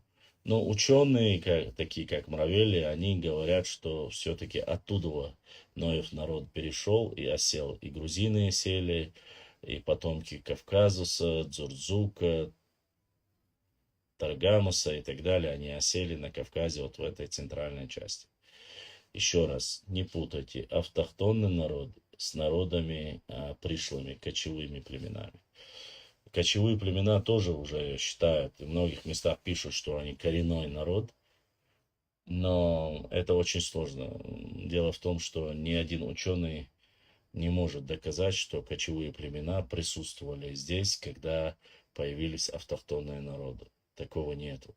То есть автохтонный народ проживали и на плоскостных территориях, потом пришли кочевые племена, которые имели очень сильную армию, и они оттеснили обратно в горы те народы, которые проживали здесь тысячелетиями. То есть все в зависимости от меры поступления. Кто относится к кочевым племенам или все остальное. Этот вопрос, конечно, немножко, в принципе, он несложный. Но каждый сегодня, даже кочевые племена, пытаются доказать, что они якобы проживают здесь как минимум 1000-2000 лет. Но доказательств этому нет. Не знаю, можно ли называть сарматов кочевыми племенами или скифов кочевыми племенами. Я не знаю. Надо же смотреть, работать. Надо, это написано, очень много книг написано. Доказательная база, поэтому автохтонных народов, ну, если вы хотите про автохтонные народы Кавказа узнать, надо вам прочитать труд Иоганна Блюменбах. Был такой один из самых лучших немецких антропологов 19 века. Любимец Адольфа Гитлера, кстати, за что и попал в немилость. Ну вот у него есть очень хорошие работы по кавказианскую расу. Она так и называется, и в некоторых, и в Америке, и в другом месте.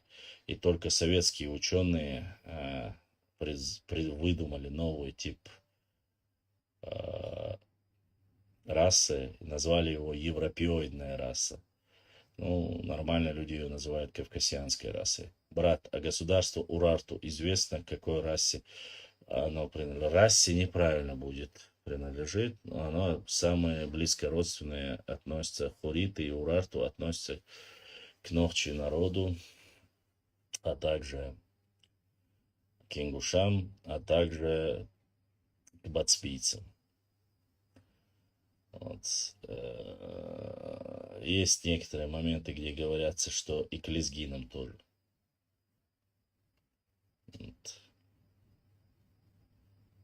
Хотя в основном подходит к нам. Но эта тема такая, знаете, каждый к себе, тюрки говорят тоже. Осетины, они пришли или... Насчет осетин про всех не могу сказать. Считается, что иронцы, ираноязычные, они пришлые. А вот дигорцы, они местными считаются. И они самые близко родственные чеченцам и ингушам. Вот. Но лезгины автохтонный народ. Робинзон 78-73. У них не все так однозначно. Ну, последнее то, что я слышал, иранцев считают ираноязычными, а дегорцы считают, что они ближе к нам, что они как бы больше наши. Опять же, не буду утверждать стопроцентно об этом, само собой, Аллаху алям. А ингуши являются автохтонным народом Кавказа. Ингуши — это те же самые ногчи. Откуда карачаевцы появились на Кавказе? Карачаевцы, балкарцы являются автохтонным народом Кавказа.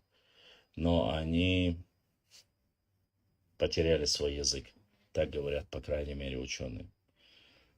Утеряли язык, стали сегодня тюркоязычными, но они являются автохтонным народом Кавказа.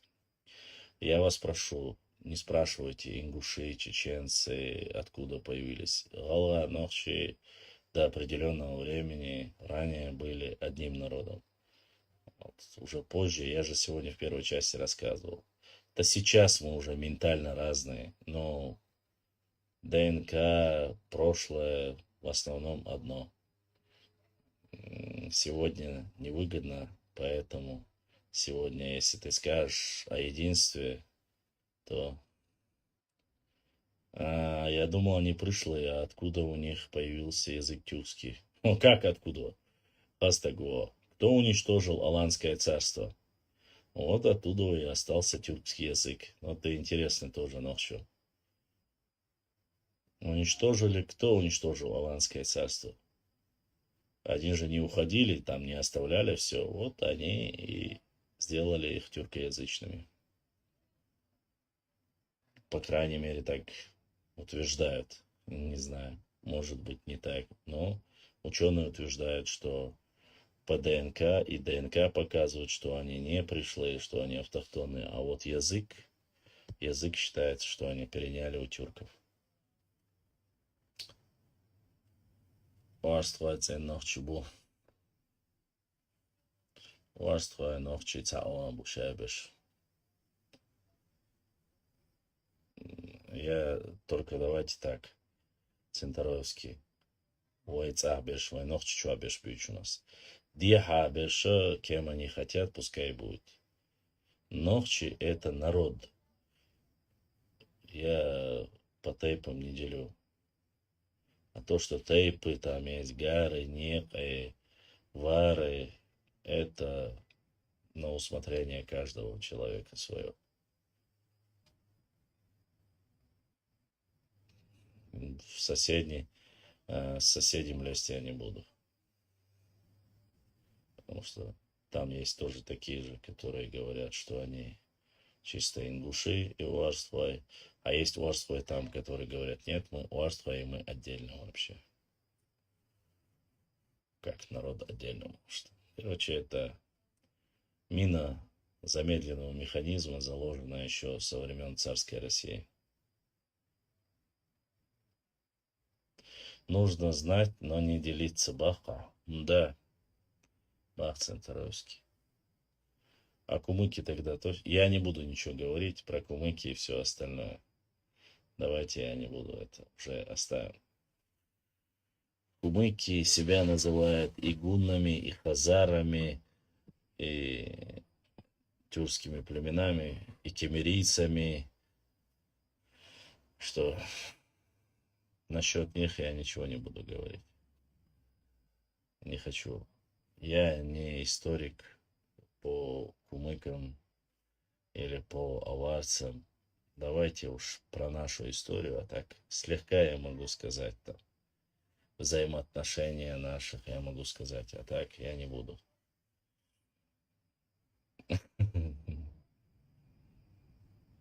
Заур, охнох чучабеш забьют у нас, арабеш бьют.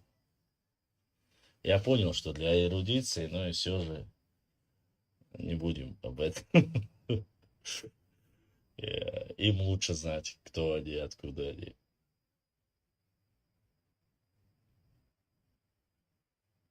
До шейха Мансура до шейха Мансура были полководцы? Конечно, были. Конечно, были полководцы до шейха Мансура. Шейх Мансур первый имам Кавказа. Вот. А остальные, которые были, И очень были и во времена татаро-монгол, были и во время монголо-татар, поэтому ничего такого нет. Башлам. Я понять не могу, почему именно балкарцы-карачаевцы повлиял тюркский язык, а на адыгов, например, нет. Братан, ну, я не знаю, честно сказать. Но факт остается фактом. То, что мне объяснили ученые, они утверждают, что на балкарцев и карачаевцев, что утеряли свой язык. Это же небольшие народы, Ваша. Адыги большой народ, очень большой народ. Их во времена начала Кавказской войны было до 5 миллионов. А балкарцев и карачаевцев было очень мало. Но ты должен понять, проще ассимилировать, то есть потерять родной язык большому народу или маленькому народу, и ты найдешь ответ. Вот. Тоже хочу тест сделать. Эди Дубов, но хочу подтвердить. Да, Заур, сделай. Они братские с адыгами. Этого я не могу сказать. Честно сказать, я не проверял. Но потому, какие между ними идут разборки, нет. Адыги это потомки хаттов и хеттов. Хатты называют, некоторые хетты называют. Вот, они жили по соседству в государстве Хурита-Урартского государства, друг другу помогали в то время. Очень древняя история у адыгов, богатая история, вне всякого сомнения. Вот, что они являются, карачаевцы и балкарцы являются с ними одним народом, такого не слышал. Насколько я знаю, нет. ДНК даже разные, если я не ошибаюсь, в основном. Не родственные.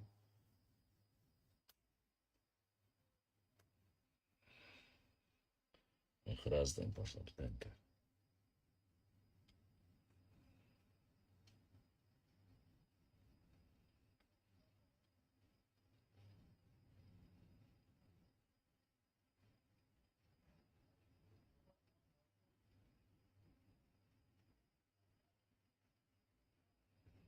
Вот так.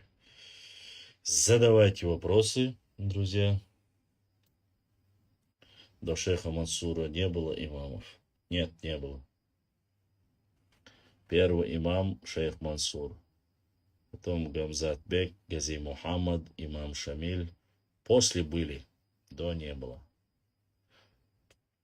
Ну, сейчас уже чем больше живешь, каждый называет себя имим. Последним вроде бы был Алейбек Хаджи Зандакский. У нас говорят, но с Юлей говорят, что был другие еще. Знатоки истории никогда не пропадут. Ассаламу алейкум. Ва алейкум ассалам.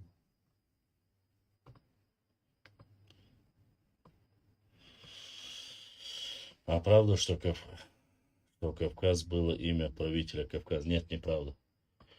Кавказ было имя, но не правителя Кавказа. От его имени появилось название всему Кавказу. Потому что его потомки Башлам, Рабиуды, Дела, Сайд Мухаммад, так себе потихоньку, добьючивал. Работа нормально не идет, понимаешь, этот мой, потому что пока я ждал этот MacBook Pro, работа никак не идет. И Хацакош, Норвегии, MacBook Pro, MacBook Pro Air, и муха, да чтоб тебе пусто стало. Ну, я пытаюсь, как видишь, через телефон работу делать, но все равно не так, как с компьютером. Садмома, ты понял, о чем я говорю, да? Буал дабиюд, альхамдулилlah. Дикинг хеду. Да, بعد كده لا.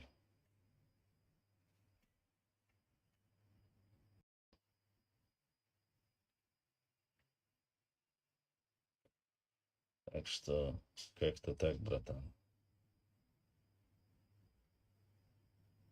А кто такой был Кавказ?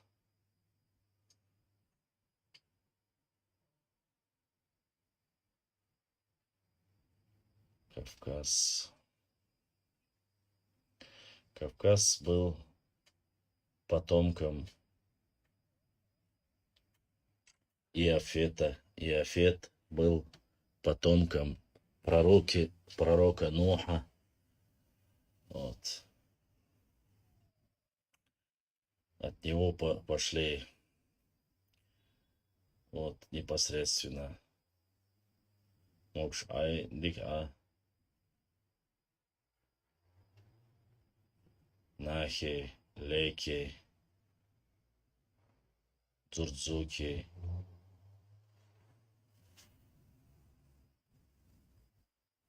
Ехай. Амак Энти Юроша. Бердлайца гон. Садулаевский спецназ гон. Не спящие в Сиэтле. Потомками Ноя Нуха. Алейхиссалам.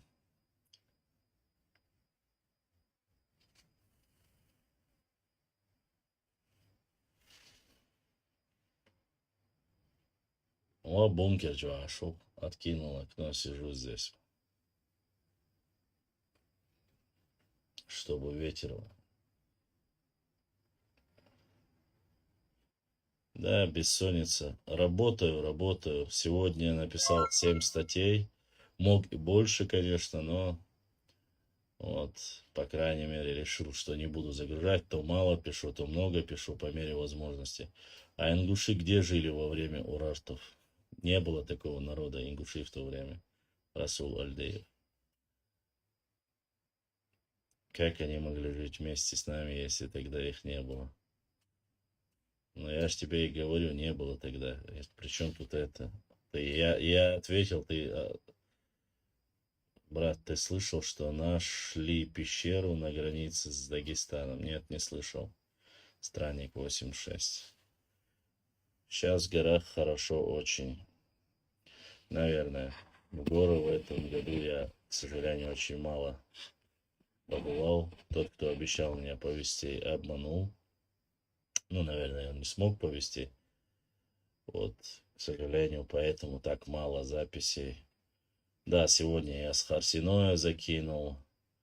Вот.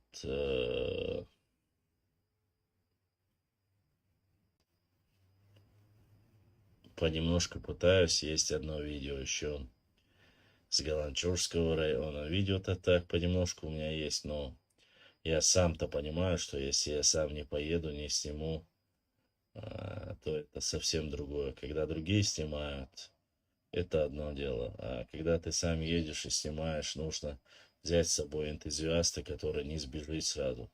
Башлам клёв, дамцаяло, Сайдмамот.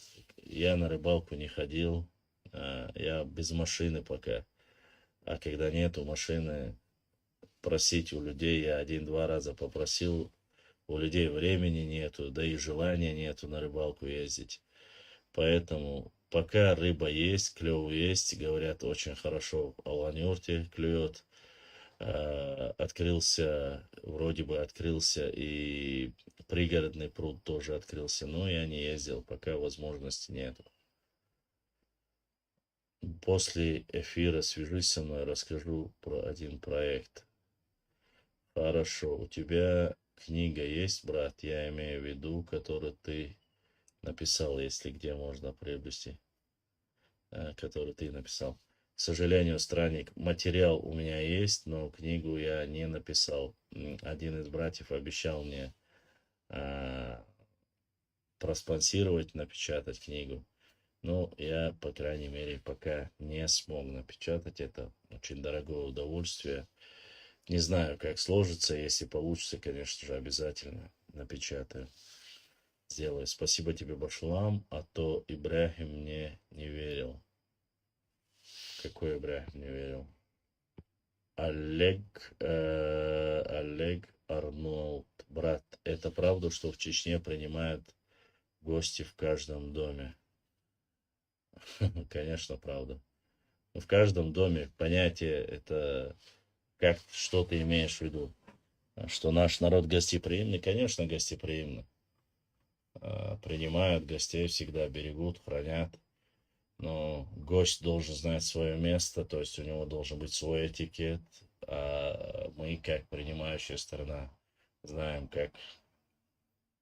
каково должно быть гостеприимство. И, конечно, мы всегда рады гостям и принимают. Есть такое дело, да. Неотъемлемая и хорошая черта нашего народа.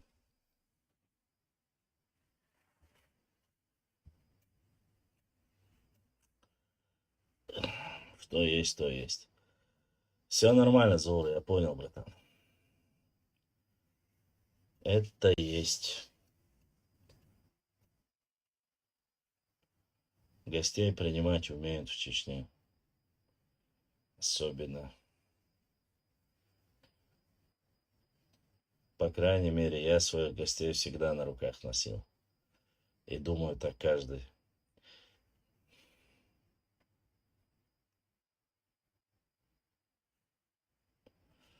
А если гости, то это вообще шипендрец полный.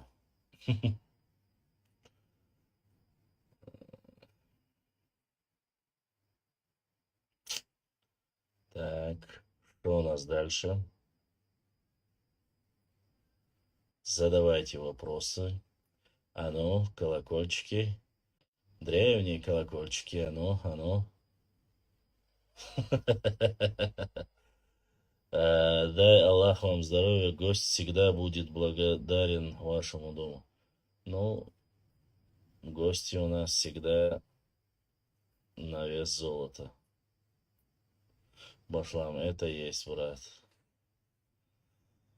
Башлам, ты знал, что раньше ингушей называли щитоносцами? Да, знал. Слышал об этом. Этот генерал этот, как их там, стратегического назначения рассказывали. Калканцы, кажется, назвали.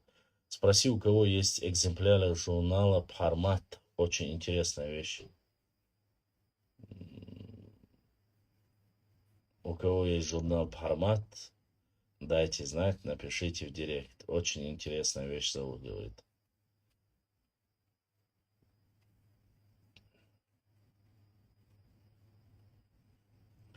У меня два номера, 90-91, по-моему. Да, это Буэлоша. Надеюсь, получится у тебя с этим проектом, потому что человек должен знать историю своей страны.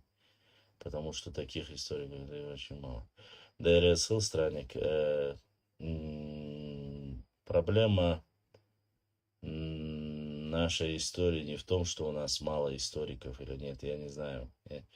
Есть момент, который... Доброй ночи, дай Бог увидимся как-нибудь. Доброй ночи. Проблема наших историков, некоторые немножко перегибают, описывая свою историю. Не только перегибают, переходят всякую грань, которую можно перейти. И вина наших историков еще есть в том, что, используя историю, они не используют больше полевых материалов, а используют материалы, которые, к сожалению, написаны больше во вред нашего народа, нежели чем, как говорится, во благо. Хасан Бакаевац, видео Чукус. Хасан, я слышал, что он скоро проект возобновит, но покороче говорили. Часовую вроде бы он делать будет. Не знаю, насколько достоверно. Я читал его статью, он был в Фейсбуке, я читал. Но мне кажется, немножко он как-то увидел то, что я-то вижу давно, в плане того, что очень пассивные у нас представители нашего народа изучения истории. Башлам, лямнишк мацует, Тимур. По мере возможности, как появится кто-нибудь, у кого есть хорошая машина, который сможет поехать в любую точку, вот я поеду с ним. А так, не знаю, честно. Возможности самого даже передвигаться по городу у меня нету. Я пешкадряк. Вот. Я сам хожу пешком, многие, может, видели, я всегда пешком хожу в центр, с центра обратно, вот, в основном. Но если там друзья заезжают вечером, иногда на машине с ними по городу, так сказать, тусим. А так я пока без колес. Ничего удивительного нету, как и большинство нашего населения. Борзоевский. Штук, что в горы посмотрим. Надо было, конечно же, хорошенько изучить. Особенно и Тумкалинские башни. Не те, которые все сразу едут к ним. Вот. А те, которые мало изученные.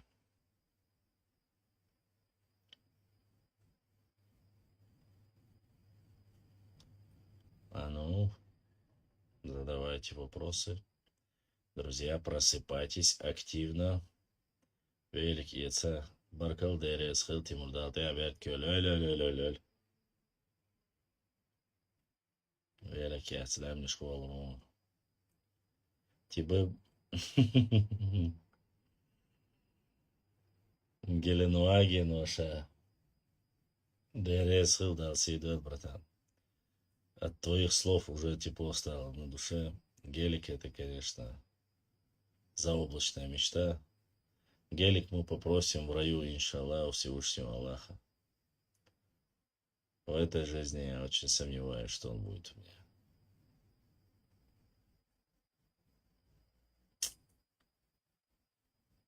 Именно стального цвета. Не черный, не белый, стального цвета.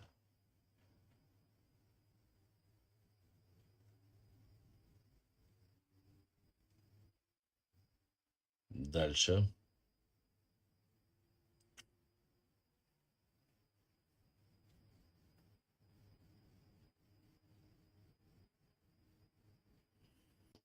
Не знаю, мне не для понтов нужна эта машина. Я бы ее заставил бы работать. Особенно в горной местности.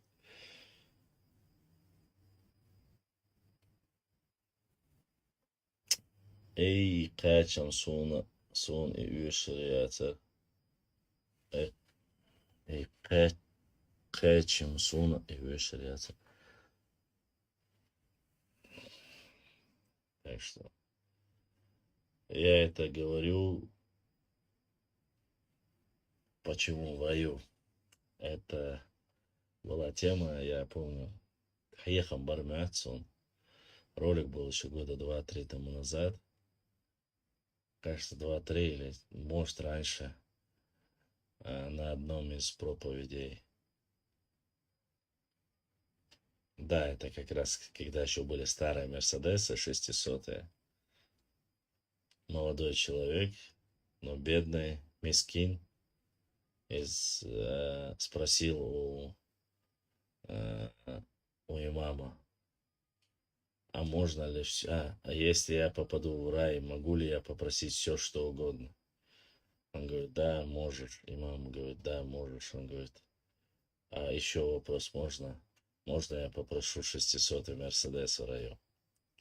Имам улыбнулся, но, наверное, понял, что миск больше хазфиецуни, но себе не может позволить. Улыбнулся, он дагу, он язык, да, лурион, а что тема была, поэтому я сказал. А так, я не думаю, что в раю нужен будет Мерседес или что-либо. Ассаламу алейкум, башлам, как ты думаешь, вайпам угар бок качам бацар милхак хиллати история хинца. Ва алейкум ассалам ва рахматуллахи ва баракатуху. Брт Массара, национальная идея, Бартхлар. Сунакачам бацвай. То есть, Бог будон Бартамбуй, но Хилма Безар Бартбацвай. Это я говорю не потому, что много знаю, а я говорю с точки зрения истории. Вот. От А до Я у нас обязательно выпадает одна, две, три буквы. Выпадает, потому что себя или лучше считают, или не считают вообще там, ну, разные моменты. С точки зрения науки я понимаю прекрасно, что эти люди принадлежат к одному нашему этносу. Но под различными соусами, причинами, выдумками, сказками пытаются или отделились, или отделяются, или мечтают об этом. Ну, там ряд причин. Самое худшее, что может быть для нашего народа, самое худшее, и то, что пользуются наши враги, доқсақтылары, уйуқамасан юқапартсақларды. Самагатте башлам уайт ихар йол варш хокшайн инслереш тишел хрё. Маша, я уже в таком возрасте, который мало верит. Ну, это, но я не настолько оптимист, чтобы думать. Я больше реалист, я знаю. Я вижу свое положение, я вижу положение своего народа, положение многих добрых, чистосердечных, хороших людей, которые любят свой народ, свою историю. И честно скажу, среди них богатых, которые живут в достатке, к сожалению или к радости, не так много. Обычная история, война, многие такие вещи, которые мы с вами обсуждаем в жизни, достаются людям мискинам. Такова жизнь. Я знаю, о чем я говорю. И плохое, и хорошее, и обсуждение, и участие в основном бывает вот у таких людей. Обычно они людям желают добра, улыбаются как-то. И ты понимаешь, что он такой же, как и ты. Мы, конечно, мечтаем, даже я в 40 лет уже здоровый, как говорится, прожил больше половины жизни.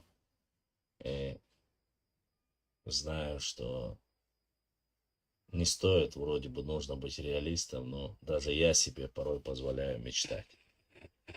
Неважно, о чем я мечтаю, боюсь, что если бы знали бы, о чем я мечтаю, меня бы давно бы стерли бы в порошок некоторые общества, так сказать. А так, ну, или общество, или агрессоры, называйте как хотите. А так, лучше не фантазировать. Знаете, самое страшное, что быть историком и мечтать, и фантазировать, это очень опасно. До добра это не доводит, короче. Ну, я считаю, за последние 50 лет мы окончательно на пути, а мы уже сформированная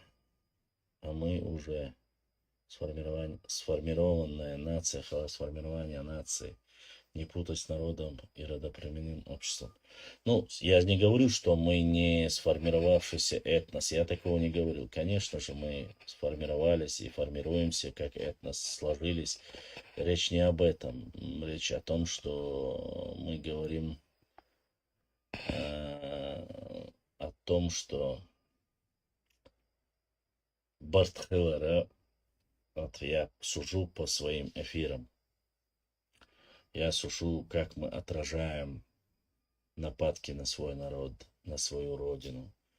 Я сужу по таким моментам, когда люди не понимают, о чем они говорят, и стравливаются друг с другом. Я не говорю за политику, и реально многие, особенно молодые люди, не понимают, что в единстве сила всего, что вы хотите говорить или мечтаете, или к к чему вы хотите прийти, это вот в единстве народа. Если его не будет, то и проблемы не уйдут. И многие этого просто-напросто не понимают. И предлагают свои какие-то радикальные, какие-то, ну, даже не подходящие по нашей культуре, датам вещи. Это называется утопия. И эта утопия, честно скажу вам, разлагает и народы, и общество. Они думают, что они хорошие. Вот так надо, Оля. И они завоевывают сердца молодых людей. Чем больше радикализма, чем больше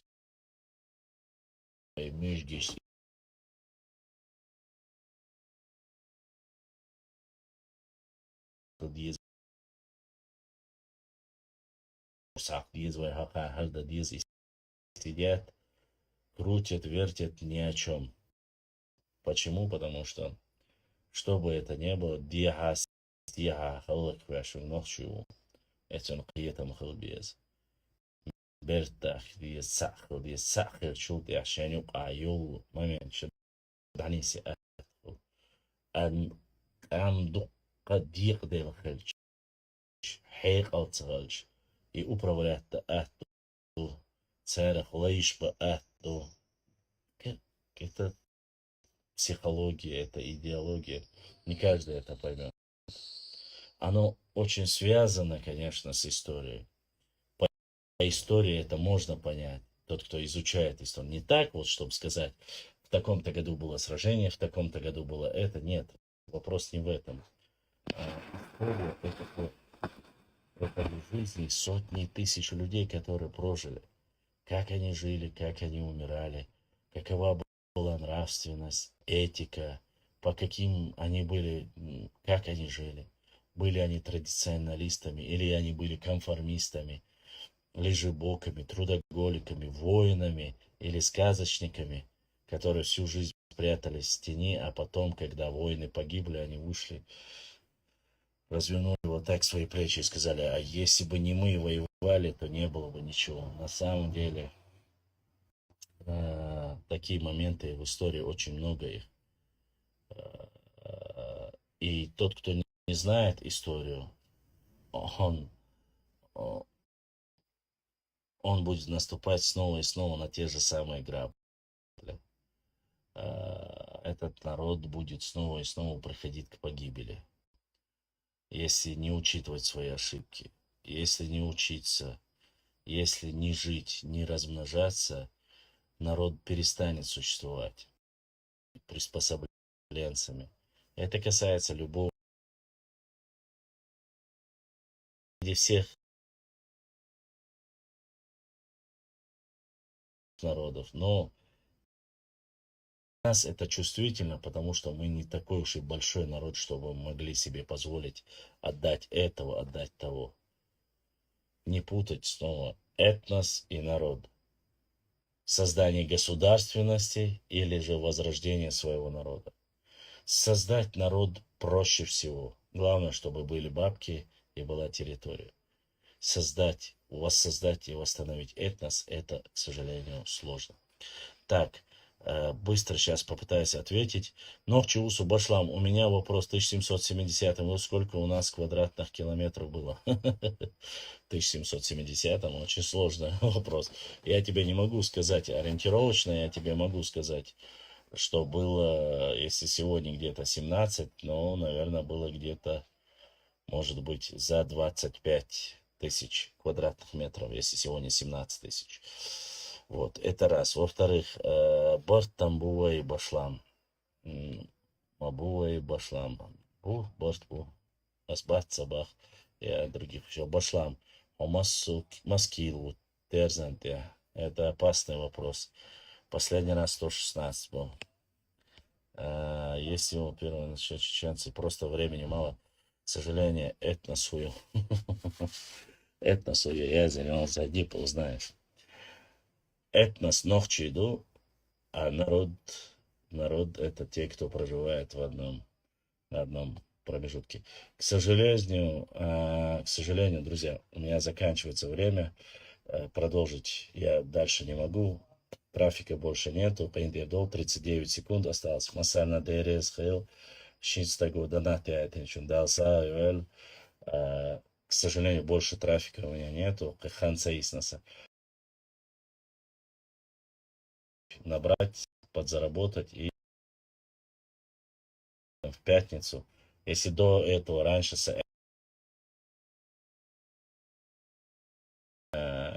сделать Смасан ДРС Хейл, Бюсталдек Алюэл. Пишите в директ. Не забывайте подписаться на YouTube. Задавайте вопросы, лайкайте, пишите комментарии. Да, это был. Ассаламу алейкум ва рахматуллахи ва баракатуху.